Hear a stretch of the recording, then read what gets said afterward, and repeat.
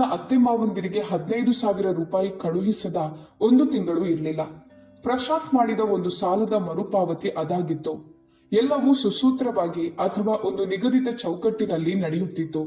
ಆದ್ರೆ ಒಂದು ದಿನ ನನ್ನ ಕೆಳಗಿನ ಮಹಡಿಯಲ್ಲಿ ವಾಸಿಸುವ ಸರಳ ಆಂಟಿ ನನ್ನನ್ನ ತಡೆದು ನಿಲ್ಲಿಸಿ ಹೇಳಿದರು, ಪ್ರಿಯಾ, ಅವರಿಗೆ ಹಣ ಕಳಿಸುವುದನ್ನ ನಿಲ್ಲಿಸು ಮತ್ತು ಮೊದಲು ಅಲ್ಲಿ ಅಳವಡಿಸಿರುವ ಆ CCTV ಕ್ಯಾಮೆರಾವನ್ನ ಚೆಕ್ ಮಾಡು. ಅವರ ಮಾತನ್ನ ನಂಬಿ ಮರುದಿನ ನಾನು ಆ ಫೂಟೇಜ್ ನೋಡಿದೆ ಮತ್ತು ಎದುರಿಗೆ ಕಂಡ ದೃಶ್ಯವನ್ನ ಕಂಡು ನನ್ನ ಕಾಲ ಕೆಳಗಿನ ನೆಲವೇ ಸರಿದಂತಾಯಿತು. ನಾನು ಇದ್ದಲ್ಲಿಯೇ ಮರಗಟ್ಟಿ ಹೋದೆ. ಆ ಹಳೆಯ ಶಿಥಿಲಗೊಂಡ ಕಟ್ಟಡ, ಅಲ್ಲಿ ನಿಂತಿದ್ದ ಚರಂಡಿ ನೀರಿನ ತೇವಭರಿತ ಗೋಡೆಗಳ ಆ ಮುಗ್ಗುಲು ವಾಸನೆ, ನನ್ನ ಹಳೆಯ ಸ್ಕೂಟಿಯ ಇಂಜಿನ್ ಆರಿಸುತ್ತಿದ್ದಂತೆಯೇ ಆ ಪರಿಚಿತ ಉಗ್ರ ವಾಸನೆ ನನ್ನ ಮೂಗಿಗೆ ಬಡಿಯಿತು. ನಗರದ ಮಧ್ಯಭಾಗದಲ್ಲಿದ್ದರೂ ಈ 50-60 ವರ್ಷ ಹಳೆಯ ಇಟ್ಟಿಗೆಯ ಕಟ್ಟಡ ಹೇಗೋ ಕಷ್ಟಪಟ್ಟು ನಿಂತಿತ್ತು. ಅಕ್ಷರಶಃ ಅದರ ಒಳಗೆ ವಾಸಿಸುವ ದಿನೇ ದಿನೇ ಕ್ಷೀಣಿಸುತ್ತಿರುವ ವೃದ್ಧ ನಿವಾಸಿಗಳಂತೆಯೇ ಅದರ ಸ್ಥಿತಿಯಾಗಿತ್ತು. ನಾನು ನನ್ನ ಕೆಂಪು ಬಣ್ಣದ ಜುಪಿಟರ್ ಸ್ಕೂಟಿಯನ್ನು ಮೂಲೆಯಲ್ಲಿ ನಿಲ್ಲಿಸಿದೆ. ಅಲ್ಲಿ ನೆಲದ ಮೇಲೆ ಆಯಿಲ್ ಕಲೆಗಳು ಬಿದ್ದಿದ್ದವು. ಕಳೆದ 5 ವರ್ಷಗಳಿಂದ ಅದೇ ಜಾಗ ನನ್ನ ಗಾಡಿಗೆ ಫಿಕ್ಸ್ ಆಗಿತ್ತು. ಇಂದು ತಿಂಗಳ 5ನೇ ತಾರೀಕು. ನಾನು ಪ್ರಿಯಾ, ಒಬ್ಬ 32 ವರ್ಷದ ವಿಧವೆ. ಇಂದು ಮತ್ತೊಮ್ಮೆ ನನ್ನ ಮೃತ ಪತಿಯ ಸಾಲವನ್ನ ತೀರಿಸುವ ಕರ್ತವ್ಯ ನಿಭಾಯಿಸಲು ಬಂದಿದ್ದೆ. 5 ಮಹಡಿಗಳು ಮತ್ತು ಲಿಫ್ಟ್ ಸೌಲಭ್ಯವಿಲ್ಲ. ನಾನು ಹೆಗಲ ಮೇಲಿದ್ದ ಪರ್ಸ್ ಸರಿಪಡಿಸಿಕೊಂಡೆ. ನನ್ನ ಕೈ ತಿಳಿಯದೆಯೇ ಪರ್ಸ್ನ ಒಳಗಿನ ಕಿಸೆಯಲ್ಲಿದ್ದ ವ್ಯಾಲೆಟ್ಗೆ ತಗುಲಿತು. 15,000 ರೂಪಾಯಿ. ಶ್ರೀಮಂತರಿಗೆ ಈ ಮೊತ್ತ ಬಹುಶಃ ಕ್ಷುಲ್ಲಕವಾಗಿರ್ಬೋದು, ಆದರೆ ನನ್ನ ಅಲ್ಪ ಸಂಬಳದಲ್ಲಿ ಅದೊಂದು ದೊಡ್ಡ ಪಾಲಾಗಿತ್ತು. ಆರ್ಯನ್ನ ಹಾಲಿನ ಖರ್ಚು, ಅವನ ಶಾಲೆಯ ಫೀಸು, ಅವನ ಟ್ಯೂಷನ್ ಕ್ಲಾಸುಗಳು, ಈ ಎಲ್ಲ ಅಗತ್ಯಗಳನ್ನ ಪೂರೈಸಿ ಉಳಿದ ಮೊತ್ತವಿದು. 5 ವರ್ಷಗಳ ಹಿಂದೆ ಪ್ರಶಾಂತ್ಗೆ ವ್ಯವಹಾರಕ್ಕಾಗಿ ಬಂಡವಾಳ ಬೇಕಿದ್ದಾಗ ಅವನ ತಂದೆ ತಾಯಿ ತಮ್ಮ ನಿವೃತ್ತಿಯ ನಂತರದ ಉಳಿತಾಯದ ಸುಮಾರು 10ರಿಂದ 12 ಲಕ್ಷ ರೂಪಾಯಿಗಳನ್ನ ಮುರಿದು ಅವನಿಗೆ ಕೊಟ್ಟಿದ್ದರು. ಆದರೆ ಯಾವ ದಿನ ಪ್ರಶಾಂತ್ ತೀರಿ ಹೋದನೋ ಅದೇ ದಿನ ನನ್ನ ಅತ್ತೆ ಕಾವೇರಿ ತುಂಬಿದ ಮನೆಯಲ್ಲಿ ನನ್ನ ಕಡೆಗೆ ಬೆರಳು ಮಾಡಿ ಆರೋಪಿಸಿದ್ದರು. ನಿನ್ನಿಂದಲೇ ನನ್ನ ಮಗ ಮನೆಯಿಂದ ಹೊರಬಿದ್ದ ಮತ್ತು ಪ್ರಾಣ ಕಳೆದುಕೊಂಡ. ನಾವು ಮುದಿ ಜೀವಗಳು ಈಗ ಏನ್ ಮಾಡ್ಬೇಕು? ನಮ್ಮ ಕೈಯಲ್ಲಿ ಈಗ ಏನು ಉಳಿದಿದೆ? ಅವರು ಆ ಹಣದ ಮರುಪಾವತಿಯ ಜವಾಬ್ದಾರಿಯನ್ನು ನನ್ನ ಮೇಲೆ ಹಾಕಿದ್ದರು. 5 ವರ್ಷ ಪ್ರತಿ ತಿಂಗಳು 15,000 ರೂಪಾಯಿ. ನಾನು ಹಲ್ಲು ಕಚ್ಚಿಕೊಂಡು ಅದನ್ನು ಒಪ್ಪಿಕೊಂಡಿದ್ದೆ. ನನ್ನ ಪತಿಗಾಗಿ, ನನ್ನ ಕೊನೆಯ ಪ್ರೀತಿ ಮತ್ತು ಮಗ ಆರ್ಯನ್ನನ್ನು ಶಾಂತಿಯಿಂದ ಬೆಳೆಸಲಿಕ್ಕಾಗಿ ನಾನು ಮಾಡಿಕೊಂಡ ಒಪ್ಪಂದವಾಗಿತ್ತು ಅದು. ಮೆಟ್ಟಿಲು ಹತ್ತಿ ಮೇಲೆ ಹೋಗುವಾಗ ಆ ಭಾಗ ಒಂದು ಕತ್ತಲೆಯ ಆಳವಾದ ಬಾವಿಯಂತೆ ಭಾಸವಾಗುತ್ತಿತ್ತು. ಕಿಟಕಿಯ ಕೊಳಕು ಗಾಜುಗಳ ಮೂಲಕ ಸೂರ್ಯನ ಒಂದೊಂದು ಕಿರಣಗಳು ಒಳಗೆ ಬರುತ್ತಿದ್ದವು. ನನ್ನ ಪಾದಗಳ ಸದ್ದು ಆ ಶಾಂತ ಮೆಟ್ಟಿಲು ಸಾಲಿನಲ್ಲಿ ಪ್ರತಿಧ್ವನಿಸುತ್ತಿತ್ತು. ಠಪ್ ಠಪ್ ಠಪ್. ಪ್ರತಿಯೊಂದು ಹೆಜ್ಜೆಯು ಮನಸ್ಸಿಗೆ ಭಾರವಾದ ಹೊರೆಯಂತನ್ನಿಸ್ತಿತ್ತು. ಮೊದಲ ಮಹಡಿಯಲ್ಲಿ ದೇಶಪಾಂಡೆಯವರ ಮನೆಯಲ್ಲಿ ಟಿವಿಯ ದೊಡ್ಡ ಸದ್ದು ಕೇಳಿಸ್ತಿತ್ತು. 2ನೇ ಮಹಡಿಯಲ್ಲಿ ಯಾರೋ ಒಗ್ಗರಣೆ ಹಾಕಿದ ಘಾಟು ಬರುತ್ತಿತ್ತು. 3ನೇ ಮಹಡಿಯಲ್ಲಿ ಒಂದು ಯುವ ದಂಪತಿ ಹೆಚ್ಚಾದ ಲೈಟ್ ಬಿಲ್ ಬಗ್ಗೆ ಜೋರಾಗಿ ಜಗಳವಾಡುತ್ತಿದ್ದರು. ಆದರೆ ನಾನು 4ನೇ ಮಹಡಿಗೆ ತಲುಪಿದಾಗ ನಿಶ್ಶಬ್ದ ಆವರಿಸಿತು ಮತ್ತು 5ನೇ ಮಹಡಿಯಲ್ಲಿ ನನ್ನ ಅತ್ತೆ ಮಾವ ಇರುತ್ತಿದ್ದಲ್ಲಿ ಸ್ಮಶಾನ ಮೌನವಿತ್ತು. ಒಂದು ಅಸ್ವಸ್ಥಗೊಳಿಸುವ ಗೂಢ ಮೌನ. 5ನೇ ಮಹಡಿಯ ಮೆಟ್ಟಿಲಿನ ಮೇಲೆ ನಾನು ನಿಂತೆ. ಬೆವರಿನಿಂದ ನೆನೆದಿದ್ದ ಹಣೆಯನ್ನು ಒರೆಸಿಕೊಂಡೆ. ಎದೆಯಲ್ಲಿ ಧವಧವವಾಗುತ್ತಿತ್ತು. ಕೇವಲ 5 ಮಹಡಿಗಳನ್ನ ಹತ್ತಿದ್ದರಿಂದಲ್ಲ, ಆ ಕಬ್ಬಿಣದ ಜಾಲರಿಯ ಬಾಗಿಲಿನ ಮುಂದೆ ನಿಂತಾಗ ಉಂಟಾಗುವ ಭಯದಿಂದ. ಫ್ಲಾಟ್ ನಂಬರ್ 504, ಅತ್ತೆ ಮಾವನ ಮನೆ. ನಾನು ಬಾಗಿಲ ಮೇಲೆ 3 ಬಾರಿ ಒಂದು ನಿಗದಿತ ರೀತಿಯಲ್ಲಿ ತಟ್ಟಿದೆ. ಠಕ್ ಠಕ್ ಠಕ್. ಒಳಗೆ ಶಾಂತವಾಗಿತ್ತು. ಆದರೆ ಅವರು ಮನೆಯಲ್ಲೇ ಇದ್ದಾರೆಂದು ನನಗೆ ತಿಳಿದಿತ್ತು. ಅವರು ಎಂದಿಗೂ ಎಲ್ಲಿಯೂ ಹೊರಗೆ ಹೋಗುತ್ತಿರಲಿಲ್ಲ. ಮಾವ ಮಾಧವರಾವ್ ಅವರಿಗೆ ಮಣ್ಣಿನೋವಿನ ತೊಂದರೆ ಇತ್ತು ಮತ್ತು ಅತ್ತೆ ಕಾವೇರಿ ಸದಾ ತಲೆನೋವು ಮತ್ತು ತಲೆಸುತ್ತಿನ ಬಗ್ಗೆ ದೂರು ನೀಡುತ್ತಿದ್ದರು. 600 ಸ್ಕ್ವೇರ್ ಫೀಟ್ನ ಆ ಮನೆಯಲ್ಲಿ ಅವರಿಬ್ಬರು ನೆರಳಿನಂತೆ ಸಂಚರಿಸುತ್ತಿದ್ದರು. ಕಿಟಕಿಯ ಪರದೆಗಳು ಯಾವಾಗಲೂ ಎಳೆಯಲ್ಪಟ್ಟಿರುತ್ತಿದ್ದವು ಮತ್ತು ಬಾಗಿಲು ಹಗಲು ರಾತ್ರಿ ಬೀಗ ಹಾಕಿ ಮುಚ್ಚಿರುತ್ತಿತ್ತು. ನಾನು ಮತ್ತೆ ಬಾಗಿಲು ತಟ್ಟಿದೆ. ಈ ಬಾರಿ ಸ್ವಲ್ಪ ಜೋರಾಗಿ. ಅತ್ತೆ, ಮಾವ, ನಾನು ಪ್ರಿಯಾ. ಸುಮಾರು 1 ನಿಮಿಷದವರೆಗೆ ಒಳಗಿನಿಂದ ಯಾವುದೇ ಚರಣವರ್ಣ ಇರಲಿಲ್ಲ. ನಂತರ ಸ್ಲಿಪ್ಪರ್ ಎಳೆಯುವ ಸದ್ದು ಕೇಳಿಸಿತು. ಕೊಂಡಿ ತೆರೆಯುವ ಆ ಕಟು ಸದ್ದು ಒಬ್ಬ ಮುದಿ ಮನುಷ್ಯನ ಮೂಳೆಗಳ ಸದ್ದಿನಂತೆ ಶುಷ್ಕವಾಗಿತ್ತು. ಬಾಗಿಲು ಸ್ವಲ್ಪವೇ ತೆರೆಯಲ್ಪಟ್ಟಿತು. ಸುಕ್ಕುಗಟ್ಟಿದ ಮತ್ತು ಕೋಪದ ಮುಖ ಸಂತಿನಿಂದ ಹೊರಬಂದಿತು. ಕಾವೇರಿ ಅತ್ತೆಯವರಾಗಿದ್ದರು. ಅವರಿಗೆ 60 ವರ್ಷ ವಯಸ್ಸಾಗಿದ್ದರೂ ಅದಕ್ಕಿಂತಲೂ ಹೆಚ್ಚು ಮುದಿಯಾಗಿ ಕಾಣುತ್ತಿದ್ದರು. ಕಣ್ಣಿನ ಕೆಳಗೆ ಕಪ್ಪು ವರ್ತುಲಗಳು ಮತ್ತು ಆಳಕ್ಕೆ ಇಳಿದ ಕಣ್ಣುಗಳು ಅನುಮಾನದಿಂದ ಅತ್ತಿತ್ತ ನೋಡುತ್ತಿದ್ದವು. ಯಾರೋ ಬಂದು ತಮ್ಮ ಪ್ರಾಣವನ್ನೇ ಕದ್ದು ಒಯ್ಯುತ್ತಾರೆ ಎಂಬ ಭಯ ಅವರಿಗೆ ಇದ್ದಂತಿತ್ತು. ಅವರು ಬಾಗಿಲನ್ನ ಪೂರ್ತಿಯಾಗಿ ತೆರೆಯಲಿಲ್ಲ. ಸರಪಳಿಯನ್ನ ಹಾಗೆ ಹಾಕಿದ್ದರು. ಅದು ಅವರ ಮತ್ತು ನನ್ನ ಪ್ರಪಂಚದ ನಡುವೆ ಉದ್ದೇಶಪೂರ್ವಕವಾಗಿ ಕಟ್ಟಿದ ಗೋಡೆಯಂತೆ ಆಗಿತ್ತು. ನೀನಾ? ಅವರ ಧ್ವನಿಯಲ್ಲಿ ಪ್ರೀತಿಯಾಗಲಿ ಅಥವಾ ಆಪ್ತತೆಯಾಗಲಿ ಇರಲಿಲ್ಲ. ಶುಷ್ಕ ಮತ್ತು ಕಠೋರ ಧ್ವನಿ. ಹೌದು ಅತ್ತೆ, ನಮಸ್ಕಾರ. ಈ ತಿಂಗಳ ಹಣ ತಂದಿದ್ದೇನೆ. ನಾನು ಮುಖದ ಮೇಲೆ ನಗು ತರಲು ಪ್ರಯತ್ನಿಸಿದೆ, ಆದ್ರೆ ನನ್ನ ಸ್ನಾಯುಗಳು ಎಳೆಯಲ್ಪಟ್ಟಂತೆ ಅನಿಸುತ್ತಿದ್ದವು. ಹಾ, ಕೊಡುಯಿತ, ಅವರು ಪರಕೀಯರಂತೆ ಹೇಳಿದರು. ನಾನು ಅವಸರವಾಗಿ ಪರ್ಸ್ ತೆರೆದು ಸಿದ್ಧವಿದ್ದ ಪಾಕೆಟ್ ಹೊರತೆಗೆದೆ. ಆ ಕಿರಿದಾದ ಸಂದಿನ ಮೂಲಕ ನಾನು ಎರಡೂ ಕೈಗಳಿಂದ ಆ ಪಾಕೆಟ್ ಅನ್ನು ನಮ್ರತೆಯಿಂದ ಮುಂದೆ ಮಾಡಿದೆ. ಇದು ತಗೊಳ್ಳಿ, ಈ ತಿಂಗಳ 15,000 ನಿಮ್ಮ ಔಷಧಿ ಮತ್ತು ಬಾಕಿ ಖರ್ಚುಗಳಿಗಾಗಿ. ಕಾವೇರಿ ಅವರು ತಮ್ಮ ನರಗಳು ಕಾಣಿಸುವ ಆ ಅಸ್ಥಿಪಂಜರದಂತಹ ಕೈಯನ್ನು ಹೊರಚಾಚಿದರು ಮತ್ತು ಒಂದು ಹದ್ದು ತನ್ನ ಆಹಾರದ ಮೇಲೆ ಎರಗುವಂತೆ ಆ ಪಾಕೆಟ್ ಅನ್ನು ನನ್ನ ಕೈಯಿಂದ ಕಿತ್ತುಕೊಂಡರು. ಹಣವನ್ನು ಎಣಿಸದೆ ಒಳಗೆ ನೋಡದೆ ಅವರದನ್ನ ನೇರವಾಗಿ ತಮ್ಮ ಗೌನ್ನ ಕಿಸೆಯೊಳಗೆ ತುರುಕಿದರು. ಅವರ ಆ ಅಭ್ಯಾಸ ಎಷ್ಟು ಯಾಂತ್ರಿಕವಾಗಿತ್ತೆಂದರೆ ನಾನವರ ಸೊಸೆಯಲ್ಲ, ಬದಲಿಗೆ ಯಾರೋ ಸಾಲಗಾರಳು ಎಂಬಂತೆ ನನಗೆ ಅನಿಸಿತು. ಆರ್ಯನ್ ಹೇಗಿದ್ದಾನೆ? ಅವರು ನನ್ನ ಕಣ್ಣಲ್ಲಿ ಕಣ್ಣಿಟ್ಟು ನೋಡದೆ ಕೇಳಿದರು. ಅವರ ದೃಷ್ಟಿ ನನ್ನ ಹಿಂದೆ ಮೆಟ್ಟಿಲುಗಳ ಕಡೆ ಇತ್ತು. ಯಾರಾದ್ರೂ ಮೇಲೆ ಬರುತ್ತಿದ್ದಾರೆ ಎಂದು ಅವರು ಅಂದಾಜಿಸುತ್ತಿದ್ದರು. ಅವನು ಚೆನ್ನಾಗಿದ್ದಾನೆ. ಸದಾ ಅಜ್ಜ ಅಜ್ಜಿಯನ್ನ ನೆನಪಿಸಿಕೊಳ್ಳುತ್ತಿರುತ್ತಾನೆ. ಈ ಭಾನುವಾರ ನಿಮ್ಗೆ ತೊಂದರೆ ಇಲ್ಲದಿದ್ರೆ ನಾನು ಅವನನ್ನ ಕರೆದುಕೊಂಡು ಬರಲ್ಲ. ದಿನವಿಡೀ ಇರುತ್ತಾನೆ. ಈಗ ಸಾಲವೂ ತೀರುತ್ತಾ ಬಂದಿದೆ. ನೀವು ಅವನನ್ನ ಸ್ವಲ್ಪ ಭೇಟಿಯಾಗಬೇಕು ಅನ್ನಿಸುತ್ತದೆ. ಇದನ್ನು ಕೇಳುತ್ತಿದ್ದಂತೆ ಕಾವೇರಿ ಅವರ ಮುಖ ಕಹಿ ಆಯಿತು. ಅವರು ಅಸ್ವಸ್ಥರಾಗಿ ಕೈ ಆಡಿಸಿದರು. ಬೇಡ ಬೇಡ, ನಿನ್ನ ಮಾವನ ಕಾಲು ತುಂಬಾ ನೋಯ್ತಿದೆ ಮತ್ತು ನನ್ನ ತಲೆಯೂ ಸರಿಯಿಲ್ಲ. ಸಣ್ಣ ಮಗು ಮನೆಯಲ್ಲಿದ್ರೆ ಗದ್ದಲ ಮಾಡುತ್ತದೆ, ಗೊಂದಲ ಸೃಷ್ಟಿಸುತ್ತದೆ. ನಮ್ಗೆ ಈಗ ಆ ಗೊಂದಲ ಸಹಿಸಲು ಸಾಧ್ಯವಿಲ್ಲ. ನಮ್ಗೆ ಸರಿ ಅನ್ನಿಸಿದಾಗ ನಾವು ನಿನ್ಗೆ ತಿಳಿಸುತ್ತೇವೆ, ಆಗ ಕರೆದುಕೊಂಡು ಬಾ. ಯಾವಾಗ್ಲೂ ಸಿಗುವ ಅದೇ ಉತ್ತರ. ಕಳೆದ 5 ವರ್ಷಗಳಲ್ಲಿ ಆರ್ಯನ್ ಆ ಮನೆಗೆ ಹೋಗಿದ್ದು ಬೆರಳೆಣಿಕೆಯಷ್ಟು ಬಾರಿ ಮಾತ್ರ ಇರಬಹುದು. ಮತ್ತು ಪ್ರತಿ ಬಾರಿ 15 ನಿಮಿಷವಾಗುತ್ತಿದ್ದಂತೆಯೇ ಏನಾದ್ರೂ ಕಾರಣ ಹೇಳಿ ಅವರು ನಮ್ಮನ್ನ ಹೊರಗೆ ಕಳುಹಿಸುತ್ತಿದ್ದರು. ಸರಿ, ಹಾಗೆ ಆಗ್ಲಿ. ನಾನು ಗಂಟಲಿಗೆ ಬಂದ ದುಃಖವನ್ನ ತಡೆದುಕೊಂಡು ತಲೆ ತಗ್ಗಿಸಿ ಹೇಳಿದೆ, ಸರಿ ಹೊರಡು ಈಗ. ಸುಮ್ನೆ ಇಲ್ಲಿ ಬಾಗಿಲಲ್ಲಿ ನಿಂತ್ರೆ ಚಳಿಯಿಂದ ನೆಗಡಿಯಾದೀತು ನಿನ್ಗೆ. ಅದು ಮತ್ತೆ ಬೇಡ ಎನ್ನುತ್ತಾ ಅತ್ತೆ ಜೋರಾಗಿ ಬಾಗಿಲು ಹಾಕಿಕೊಂಡರು. ಖಟಕ್ಕೆಂದು ಕೊಂಡಿ ಹಾಕಿದ ಆ ಸದ್ದು ಕಿವಿಯಲ್ಲಿ ಪ್ರತಿಧ್ವನಿಸಿತು. ನಾನು ಅಲ್ಲೇ ಆ ತಣ್ಣನೆಯ ಕಬ್ಬಿಣದ ಬಾಗಿಲನ್ನ ನೋಡುತ್ತಾ ನಿಂತಿದ್ದೆ. ಒಳಗೆ ಬರಲು ಆಮಂತ್ರಣವೂ ಇಲ್ಲ, ಕುಡಿಯಲು ನೀರು ಇಲ್ಲ. ನಾನು ಬಾಗಿಲಿಗೆ ಕಿವಿಗೊಟ್ಟು ಒಳಗಿನ ಅಂದಾಜು ಪಡೆಯಲು ಪ್ರಯತ್ನಿಸಿದೆ. ಮಾವನ ಧ್ವನಿ ಕೇಳಿಸುತ್ತಿದೆ ಅಥವಾ ಕನಿಷ್ಠ ಟಿವಿಯ ಸದ್ದಾದ್ರು, ಒಬ್ಬ ಮನುಷ್ಯರು ವಾಸಿಸುವ ಮನೆಯಿಂದ ಬರುವ ಸಾಮಾನ್ಯ ಸದ್ದುಗಳು. ಆದ್ರೆ ಛೇ, ಒಳಗೆ ಸ್ಮಶಾನ ಮೌನವಿತ್ತು. ಒಂದು ದೊಡ್ಡ ಸಮಾಧಿಯೊಳಗೆ ಇರುವಂತಹ ಭಯಾನಕ ಮೌನವದು. ಮೆಟ್ಟಿಲುಗಳಿಂದ ಬರುತ್ತಿದ್ದ ಗಾಳಿಯ ಸುಳಿಯಿಂದ ನನ್ನ ಬೆನ್ನಿನಲ್ಲಿ ನಡುಕ ಉಂಟಾಯಿತು. ನಾನು ಜಾಕೆಟ್ ಕಾಲರ್ ಮೇಲೆ ಎಳೆದುಕೊಂಡು ಕೆಳಗಿಳಿಯಲು ಹಿಂದೆ ತಿರುಗಿದೆ. ಮನಸ್ಸು ತುಂಬಾ ಭಾರವಾಗಿತ್ತು. ಪ್ರಶಾಂತ್, ನೀನು ಹೊರಟು ಹೋದೆ ಮತ್ತು ಈ ಸಾಲದ ಹೊರೆಯನ್ನ ನನ್ನ ಕೊರಳಿಗೆ ಹಾಕಿದೆ. ನಾನದನ್ನ ಮೌನವಾಗಿ ತೀರಿಸುತ್ತಿದ್ದೇನೆ. ಆದ್ರೆ ನಿನ್ನ ತಂದೆ ತಾಯಿ ನಿನ್ನ ಮಗನೊಂದಿಗೆ ಮತ್ತು ನನ್ನೊಂದಿಗೆ ಇಷ್ಟು ನಿಷ್ಠುರವಾಗಿ ಯಾಕೆ ವರ್ತಿಸ್ತಾರೆ? ಇದೇ ಪ್ರಶ್ನೆಯನ್ನು ತಲೆಯಲ್ಲಿಟ್ಟುಕೊಂಡು ನಾನು ಆ ಕತ್ತಲೆಯ ಮೆಟ್ಟಿಲುಗಳಿಂದ ಕೆಳಗಿಳಿಯುತ್ತಿದ್ದೆ. ಆದ್ರೆ ನಾನು ಹಿಂದೆ ತಿರುಗಿದ ಕ್ಷಣದಲ್ಲಿ ಕಿಟಕಿಯ ಪರದೆಯ ಸಂದಿನಿಂದ 2 ಕಣ್ಣುಗಳು ನನ್ನ ಮೇಲೆ ನೆಟ್ಟಿದ್ದವು ಎಂಬ ಕಲ್ಪನೆಯೂ ನನಗಿರ್ಲಿಲ್ಲ. ಅದು ಒಬ್ಬ ಮುದಿ ಮತ್ತು ಅಸಹಾಯಕ ಮನುಷ್ಯನ ದೃಷ್ಟಿಯಾಗಿರ್ಲಿಲ್ಲ. ಬದಲಿಗೆ ಅದು ಅತಿ ತೀಕ್ಷ್ಣ ಮತ್ತು ಧೂರ್ತ ದೃಷ್ಟಿಯಾಗಿತ್ತು. ನಾನು ಕೆಳಗೆ ಸೊಸೈಟಿಯ ಆವರಣಕ್ಕೆ ಬಂದಾಗ ಆಮ್ಲಜನಕವಿಲ್ಲದ ನೆಲಮಾಳಿಗೆಯಿಂದ ಹೊರಬಂದಂತೆ ನಿರಾಳವೆನಿಸಿತು. ಮಧ್ಯಾಹ್ನದ ಸಮಯವಾಗಿತ್ತು. ಮರಗಳ ಕೊಂಬೆಗಳ ಮೂಲಕ ಹಳದಿ ಬಣ್ಣದ ಬಿಸಿಲು ಕೆಳಗೆ ಬಿದ್ದಿತ್ತು. 5ನೇ ಮಹಡಿಯ ಆ ಗೂಢ ಮೌನದ ಸಂಪೂರ್ಣ ವಿರುದ್ಧ ವಾತಾವರಣ ಕೆಳಗಿತ್ತು. ಕೆಲವು ಮಕ್ಕಳು ಕ್ರಿಕೆಟ್ ಆಡುತ್ತಾ ಕೂಗಾಡುತ್ತಿದ್ದರು. ಸಿಮೆಂಟ್ ಕಟ್ಟೆಯ ಮೇಲೆ ಕುಳಿತು ಕೆಲವು ಮಹಿಳೆಯರು ಮೆಂತೆ ಸೊಪ್ಪು ಬಿಡಿಸುತ್ತಾ ಹರಟೆಯಲ್ಲಿ ಮಗ್ನರಾಗಿದ್ದರು. ನಾನು ನನ್ನ ಸ್ಕೂಟಿಯ ಕಡೆಗೆ ಹೋಗುತ್ತಿದ್ದೆ.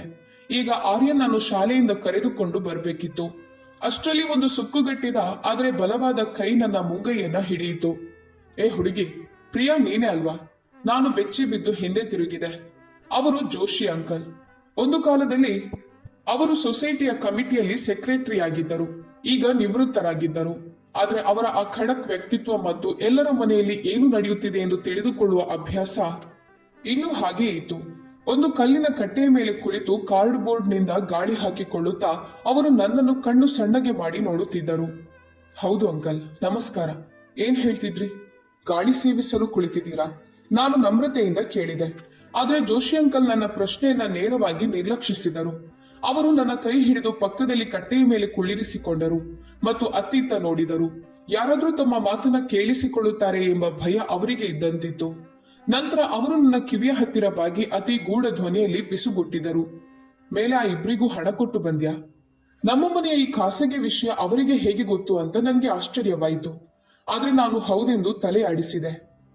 ಹೌದು, ಇಂದು 5ನೇ ತಾರೀಕು ಅಲ್ವಾ, ಹಣ ಕೊಡುವ ದಿನ. ಜೋಶಿ ಅಂಕಲ್ ತಮ್ಮ ನಾಲಿಗೆಯನ್ನ ಮೇಲ್ದವಡೆಗೆ ಹಚ್ಚಿ ಒಂದು ರೀತಿಯ ಸದ್ದು ಮಾಡಿ ತಲೆ ಅಲ್ಲಾಡಿಸಿದರು. ಅವರ ಮುಖದಲ್ಲಿ ಏಕಕಾಲದಲ್ಲಿ ದಯೆ ಮತ್ತು ಭಯದ ಭಾವನೆಗಳಿದ್ದವು. ಅವರು ಧ್ವನಿಯನ್ನ ಇನ್ನೂ ತಗ್ಗಿಸಿದರು. ಪಾಪ, ಪ್ರಾಣಿ ತರ ದುಡಿಯುತ್ತೀಯ ಮತ್ತು ಯಾರಿಗೆ ಅರ್ಹತೆ ಇಲ್ವೋ ಅವರನ್ನ ನೋಡಿಕೊಳ್ತಿದ್ಯಾ. ನನ್ನ ಮಾತನ್ನ ಸರಿಯಾಗಿ ಕೇಳು. ಮುಂದಿನ ತಿಂಗಳಿಂದ ಅವರಿಗೆ 1 ನಾಣ್ಯವನ್ನು ಕೊಡಬೇಡ. ಅವರ ಮಾತು ಅರ್ಥವಾಗದೆ ನಾನು ಹಣೆಯ ಮೇಲೆ ನೆರಿಗೆ ಮೂಡಿಸಿದೆ. ಜೋಶಿ ಅಂಕಲ್ ಅಂದ್ರೆ ಸೊಸೈಟಿಯ ಸುದ್ದಿ ಪತ್ರಿಕೆ ಎನ್ನುವುದು ನಿಜ. ಆದ್ರೆ ಅವರು ಕೆಟ್ಟವರಂತೂ ಖಂಡಿತ ಇರಲಿಲ್ಲ. ಯಾರದಾದ್ರೂ ಸಾಲ ತೀರಿಸಬೇಡ ಅಥವಾ ಕೆಟ್ಟದಾಗಿ ನಡೆದುಕೋ ಅಂತ ಅವರು ಸಲಹೆ ನೀಡುತ್ತಿರ್ಲಿಲ್ಲ. ಅಂಕಲ್, ಯಾಕೆ ಹೀಗೆ ಹೇಳ್ತಿದ್ದೀರಿ? ಈಗ ಕೊನೆಯ ಕೆಲವು ತಿಂಗಳುಗಳು ಮಾತ್ರ ಬಾಕಿ ಇವೆ. ಪ್ರಶಾಂತ್ ವಿದೇಶಕ್ಕೆ ಕೆಲಸಕ್ಕೆ ಹೋಗಲು ಪಡೆದಿದ್ದ ಆ 12 ಲಕ್ಷ ರೂಪಾಯಿಗಳನ್ನು ನಾನು ತೀರಿಸಲೇಬೇಕು. ಅದು ನನ್ನ ಜವಾಬ್ದಾರಿ. ಅವರು ನನ್ನ ಕೈಯನ್ನ ಗಟ್ಟಿಯಾಗಿ ಒತ್ತಿದರು. ಅವರ ಕಣ್ಣುಗಳು ಅರಳಿದ್ದವು ಮತ್ತು ಧ್ವನಿಯಲ್ಲಿ ಒಂದು ನಡುಕವಿತ್ತು. ಆದ್ರೂ ಅವರು ಪ್ರತಿಯೊಂದು ಪದವನ್ನು ಒತ್ತಿ ಹೇಳಿದರು. ಅಲ್ಲೇ ಇರೋದು ವಿಷಯ. ಸತ್ತಿದ್ದಾರೆ ಅಂತ ನಾವಂದುಕೊಳ್ಳುವ ಮನುಷ್ಯರು ಕೆಲವೊಮ್ಮೆ ಸತ್ತಿರೋದೇ ಇಲ್ಲ. ನನ್ನ ಬೆನ್ನೆಲುಬಿನಲ್ಲಿ ನಡುಕ ಉಂಟಾಯಿತು. ಮೈ ಮೇಲೆ ಕೂದಲು ಎದ್ದು ನಿಂತವು. ಮಧ್ಯಾಹ್ನದ ಹೊತ್ತಿನಲ್ಲಿ ಯಾರೋ ಪರಲೋಕದಿಂದ ತಣ್ಣನೆಯ ಗಾಳಿಯನ್ನ ಬಿಟ್ಟಂತೆ ಜೋಶಿ ಅಂಕಲ್ ಅವರ ಮಾತುಗಳು ನನಗೆ ತಗುಲಿದವು. ಇದೇನಿದು? ಏನ್ ಹೇಳ್ತಿದ್ದೀರಿ ನೀವು? ಪ್ರಶಾಂತ್ ತೀರಿ ಹೋಗಿ ಇಂದಿಗೆ 5 ವರ್ಷಗಳಾಗಿವೆ. ನಮ್ಮ ಹತ್ತಿರ ಮರಣ ಪ್ರಮಾಣ ಪತ್ರವಿದೆ. ನಾವು ಅವನ ಆಸ್ತಿಯನ್ನ ತಂದಿದ್ದೆವು. ಅವರ ಕೈ ಸನ್ನೆಯ ಮೂಲಕ ನನ್ನನ್ನ ಸುಮ್ಮನಿರಿಸಿದ್ರು. ನಾನು ಭೂತ ಪ್ರೇತಗಳ ಬಗ್ಗೆ ಮಾತನಾಡುತ್ತಿಲ್ಲ. ನಾನು ಮಾಂಸ ರಕ್ತದ ಜೀವಂತ ಮನುಷ್ಯರ ಬಗ್ಗೆ ಮಾತನಾಡುತ್ತಿದ್ದೇನೆ. ನಿನ್ಗೆ ಎಂದು ಗಮನಕ್ಕೆ ಬರ್ಲಿಲ್ವಾ? ಹಗಲಿನಲ್ಲಿ ಆ ಮನೆ ಚರ್ಚ್ನಂತೆ ಶಾಂತವಾಗಿರುತ್ತದೆ. ಆದ್ರೆ ರಾತ್ರಿ 1-2 ಗಂಟೆಯ ಸಮಯದಲ್ಲಿ ಅಲ್ಲಿಂದ ಸದ್ದುಗಳು ಬರುತ್ತವೆ. ಮೊನ್ನೆ ನನಗೆ ನಿದ್ರೆ ಬರ್ತಿರ್ಲಿಲ್ಲ ಅಂತ ನಾನು ಗ್ಯಾಲರಿಯಲ್ಲಿ ಬಂದು ನಿಂತಿದ್ದೆ. ಆಗ ನಾನೊಬ್ಬ ಮನುಷ್ಯನ ನೆರಳು 5ನೇ ಮಹಡಿಯ ಕಡೆಗೆ ಹೋಗ್ತಿರೋದನ್ನ ನೋಡಿದೆ. ಅವನ ನಡೆಯುವ ಶೈಲಿ ನನಗೆ ತುಂಬಾ ಪರಿಚಿತವಾಗಿತ್ತು. ತುಂಬಾ ಪರಿಚಿತ. ನನ್ನ ಹೃದಯದ ಬಡಿತ ತಪ್ಪಿತು. ಹೌದು, ಅವನು ಹೆಗಲನ್ನ ಸ್ವಲ್ಪ ಇಡಿಸಿ ಕುಂಟುತ್ತಾ ನಡೆಯುತ್ತಾನೆ. ಹಾಗೆ ಅಲ್ವಾ? ಪ್ರಶಾಂತ್ಗೆ ಬೈಕ್ ಆಕ್ಸಿಡೆಂಟ್ ಆಗಿತ್ತು. ಅದರ ನಂತರ ಅವನು ಹಾಗೆ ನಡೆಯುತ್ತಿದ್ದ. ಜೋಶಿ ಅಂಕಲ್ ಮಾತು ಮುಗಿಸುವ ಮೊದಲೇ ನಾನಾಡಿದೆ. ಮತ್ತು ಅತಿ ವಿಚಿತ್ರವಾದ ವಿಷಯವೇನು ಗೊತ್ತಾ? ಯಾವ ದಿನ ನೀನು ಹಣ ಕೊಡಲು ಬರುತ್ತೀಯೋ ಅದೇ ರಾತ್ರಿ ಅಥವಾ ಮರುದಿನ ರಾತ್ರಿ ಆ ನೆರಳು ಅಲ್ಲಿ ಕಾಣಿಸಿಕೊಳ್ಳುತ್ತದೆ. ನಾನು ಮರಗಟ್ಟಿದಂತೆ ಅಲ್ಲೇ ಕುಳಿತು ಬಿಟ್ಟೆ. ಮೆದುಳು ಸುಣ್ಣವಾಯಿತು. ಪ್ರಶಾಂತ್ ವಿದೇಶದಲ್ಲಿ ಕೆಲಸ ಮಾಡುತ್ತಿದ್ದಾಗ ಅಪಘಾತವಾಗಿತ್ತು. ಕಂಪನಿಯವರೇ ಕಳಶವನ್ನ ತಂದುಕೊಟ್ಟಿದ್ದರು. ಅಂಕಲ್, ನಿಮ್ಗೇನೋ ತಪ್ಪು ತಿಳುವಳಿಕೆಯಾಗಿದೆ. ಈಗ ವಯಸ್ಸಾದ ಕಾರಣ ಬಹುಶಃ ನಿಮ್ಗೆ ಸರಿಯಾಗಿ ಕಾಣಿಸುತ್ತಿಲ್ಲದಿರಬಹುದು. ನಾನು ನನ್ನನ್ನು ಮತ್ತು ಅವರನ್ನ ಒಪ್ಪಿಸಲು ವ್ಯರ್ಥ ಪ್ರಯತ್ನ ಮಾಡಿದೆ. ಆದ್ರೆ ನನ್ನ ಧ್ವನಿಯೇ ನಡುಗುತ್ತಿತ್ತು. ಜೋಶಿ ಅಂಕಲ್ ನನ್ನ ಮೇಲೆ ಒಂದು ತೀಕ್ಷ್ಣ ನೋಟ ಬೀರಿದರು. ನಾನು ಮುದಿಯಾಗಿದ್ದೇನೆ ನಿಜ, ಆದ್ರೆ ಬುದ್ಧಿಭ್ರಮಣೆಯಾಗಿಲ್ಲ ಇನ್ನು. ನಾನು ಅವನನ್ನು ಸ್ವಂತ ಕಣ್ಣುಗಳಿಂದ ನೋಡಿದ್ದೇನೆ. ಅವನು ಕಣ್ಣಿನವರೆಗೆ ಬರುವಂತೆ ಟೋಪಿ ಧರಿಸಿದ್ದ ಮತ್ತು ಮುಖಕ್ಕೆ ಮಾಸ್ಕ್ ಹಾಕಿದ್ದ. ಅವನು ಕಳ್ಳನಾಗಿದ್ದರೆ ಅಲ್ಲಿ ಇಲ್ಲಿ ಅಡಗಿ ಓಡಾಡ್ತಿದ್ದ. ಆದ್ರೆ ಈ ಮನುಷ್ಯ ಕಿಸೆಯಿಂದ ಕೀಲಿ ತೆಗೆದ ಮತ್ತು ತನ್ನದೇ ಮನೆ ಎಂಬಂತೆ ಬಾಗಿಲು ತೆರೆದು ಒಳಗೆ ಹೋದ. ಜೋಶಿ ಅಂಕಲ್ ಉಸಿರು ತೆಗೆದುಕೊಳ್ಳಲು ನಿಂತರು ಮತ್ತು ಮತ್ತೆ ಮಾತನಾಡತೊಡಗಿದರು. ನನ್ನ ಮೇಲೆ ನಂಬಿಕೆ ಇಲ್ಲದಿದ್ರೆ ಅದು ನಿನ್ನಿಷ್ಟ. ಆದ್ರೆ ನನ್ನ ಮಾತು ಕೇಳು ಮತ್ತು ಒಮ್ಮೆ ಖಾತ್ರಿ ಪಡಿಸಿಕೊ. ಸೊಸೈಟಿಯವರು ಈಗಷ್ಟೇ 4ನೇ ಮತ್ತು 5ನೇ ಮಹಡಿಯ ನಡುವಿನ ಪ್ಯಾಸೇಜ್ನಲ್ಲಿ ಸುರಕ್ಷತೆಗಾಗಿ ಹೊಸ CCTV ಕ್ಯಾಮೆರಾ ಹಾಕಿದ್ದಾರೆ. ನಿನ್ಗೆ ಯಾರಾದ್ರೂ ಪರಿಚಯವಿದ್ದರೆ ಆ ಫೂಟೇಜ್ ಪಡೆದು ನೋಡು. ಅಷ್ಟು ಹೇಳಿ ಜೋಶಿ ಅಂಕಲ್ ನನ್ನ ಕೈ ಬಿಟ್ಟರು ಮತ್ತು ಮತ್ತೆ ಏನೂ ಆಗದವರಂತೆ ಆ ಪುಟ್ಟೆಯಿಂದ ಗಾಳಿ ಹಾಕಿಕೊಳ್ಳುತ್ತಾ ಕುಳಿತರು. ನನ್ನ ಕಾಲುಗಳು ನಡುಗುತ್ತಿದ್ದವು. ನಾನು ಹೇಗೋ ಎದ್ದು ನನ್ನ ಸ್ಕೂಟಿಯ ಕಡೆಗೆ ಹೋದೆ. ತಲೆ ಶೂನ್ಯವಾಗಿತ್ತು. ಆಲೋಚನೆಗಳ ಚಕ್ರ ಶುರುವಾಗಿತ್ತು. ಜೋಶಿ ಅಂಕಲ್ ಮಾತುಗಳು ನನ್ನನ್ನು ಒಳಗಿನಿಂದ ಕೊರೆಯುತ್ತಿದ್ದವು. ಅವನು ಸತ್ತಿಲ್ಲ, ಕುಂಟುತ್ತಾ ನಡೆಯುತ್ತಾನೆ. ತನ್ನದೇ ಮನೆಯಂತೆ ಬಾಗಿಲು ತೆರೆದ. ನಾನು ನಡುಗುವ ಕೈಗಳಿಂದ ಸ್ಕೂಟಿಯ ಕೀಲಿ ಹಾಕಿದೆ. ಒಂದು ಅನಾಮಿಕ ಆದ್ರೆ ತೀವ್ರ ಭಯದ ನೆರಳು ನನ್ನ ಮನಸ್ಸಿನ ಮೇಲೆ ಆವರಿಸತೊಡಗಿತ್ತು. ಒಂದು ವೇಳೆ ಪ್ರಶಾಂತ್ ಜೀವಂತವಾಗಿದ್ದರೆ ಅವನು ಈ ಸಾಲದ ಇಷ್ಟೊಂದು ದೊಡ್ಡ ಹೊರೆಯನ್ನ ನನ್ನ ಕೊರಳಿಗೆ ಯಾಕೆ ಹಾಕಿದ? ರಸ್ತೆಯಲ್ಲಿ ಸಾಯಂಕಾಲದ ಜನಸಂದಣಿ ಇತ್ತು. ಟ್ರಾಫಿಕ್ ಗದ್ದಲ, ಹಾರನ್ ಸದ್ದುಗಳು. ಆದ್ರೆ ನನಗೆ ಅದ್ಯಾವುದೂ ಕೇಳಿಸುತ್ತಿರಲಿಲ್ಲ. ನಾನು ಈ ಪ್ರಪಂಚದಿಂದ ಸಂಪೂರ್ಣವಾಗಿ ಕಡಿದು ಹೋಗಿದ್ದೆ. ನನ್ನ ತಲೆಯಲ್ಲಿ ಕಳೆದ 5 ವರ್ಷಗಳ ನೆನಪುಗಳ ಒಂದು ಚಿತ್ರಪಟ ಸ್ಲೋ ಮೋಷನ್ ನಲ್ಲಿ ಚಲಿಸುತ್ತಿತ್ತು. ಅತ್ತೆ ಮಾವನ ಹತ್ತಿರ ನಾನು ಹೋದಾಗ್ಲೆಲ್ಲ ಅವರ ನಡವಳಿಕೆ ನನಗೆ ನೆನಪಾಗತೊಡಗಿತು. ಅತ್ತೆ ಕಾವೇರಿ ಹಣಕ್ಕಾಗಿ ಇಷ್ಟೊಂದು ಪೀಡಿಸುತ್ತಿದ್ದುದು ಯಾಕೆ? ಪ್ರಶಾಂತ್ ಪಡೆದಿದ್ದ ಆ 12 ಲಕ್ಷ ರೂಪಾಯಿ ಅವರ ಜೀವಮಾನದ ಉಳಿತಾಯವಾಗಿತ್ತು ಎಂಬುದು ಒಪ್ಪುವಂತ ಮಾತು. ಆದ್ರೆ ಅವರಿಗೆ ಆ ಹಣದ ತುರ್ತು ಅಗತ್ಯ ಏನಿತ್ತು? ಅವರ ಪೆನ್ಷನ್ ಮತ್ತು FD ಬಡ್ಡಿ ಸೇರಿ ತಿಂಗಳಿಗೆ 20 ರಿಂದ 25 ಸಾವಿರ ರೂಪಾಯಿ ಸಿಗ್ತಿತ್ತು. ಆ ಹಳೆಯ ಸೊಸೈಟಿಯಲ್ಲಿ ಎಲ್ಲಿ ಖರ್ಚು ಕಡಿಮೆ ಇತ್ತೋ ಅಲ್ಲಿ 2 ವೃದ್ಧರಿಗೆ ಅದು ಸಾಕಾಗ್ತಿತ್ತು. ಹಾಗಾದ್ರೆ ಅವರಿಗೆ ಪ್ರತಿ ತಿಂಗಳು ನನ್ನಿಂದ ಆ 15 ಸಾವಿರ ರೂಪಾಯಿ ನಗದು ರೂಪದಲ್ಲಿ ಯಾಕೆ ಬೇಕಾಗ್ತಿತ್ತು? ಆ ಹಣವನ್ನು ಅವರು ಉಳಿಸ್ತಿದ್ರ ಅಥವಾ ಯಾರಿಗಾದ್ರೂ ಪೋಷಿಸ್ತಿದ್ರ? ನನಗೆ ನೆನಪಾಯಿತು. ಕಳೆದ ಬೇಸಿಗೆಯಲ್ಲಿ ಒಮ್ಮೆ ಭೀಕರ ಸೆಖೆ ಇತ್ತು. ನಾನು ಅವರಿಗಾಗಿ ಹಣ್ಣಿನ ಚೀಲ ತೆಗೆದುಕೊಂಡು ಹೋಗಿದ್ದೆ.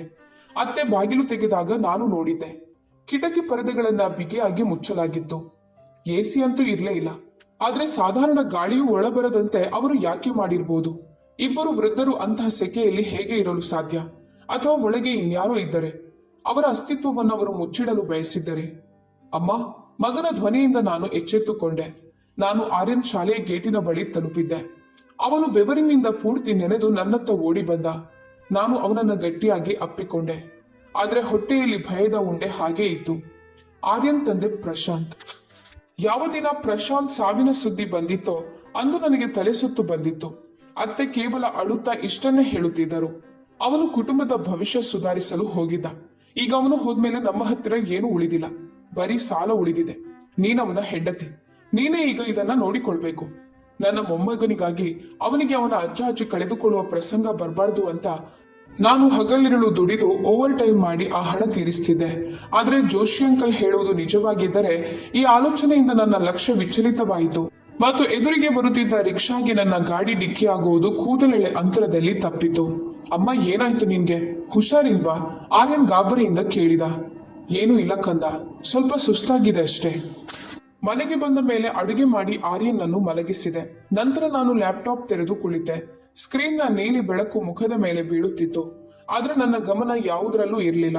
ನಾನು ಡ್ರಾಯರ್ ತೆರೆದು ನನ್ನ ಲೆಕ್ಕದ ಡೈರಿ ಹೊರತೆಗೆದೆ.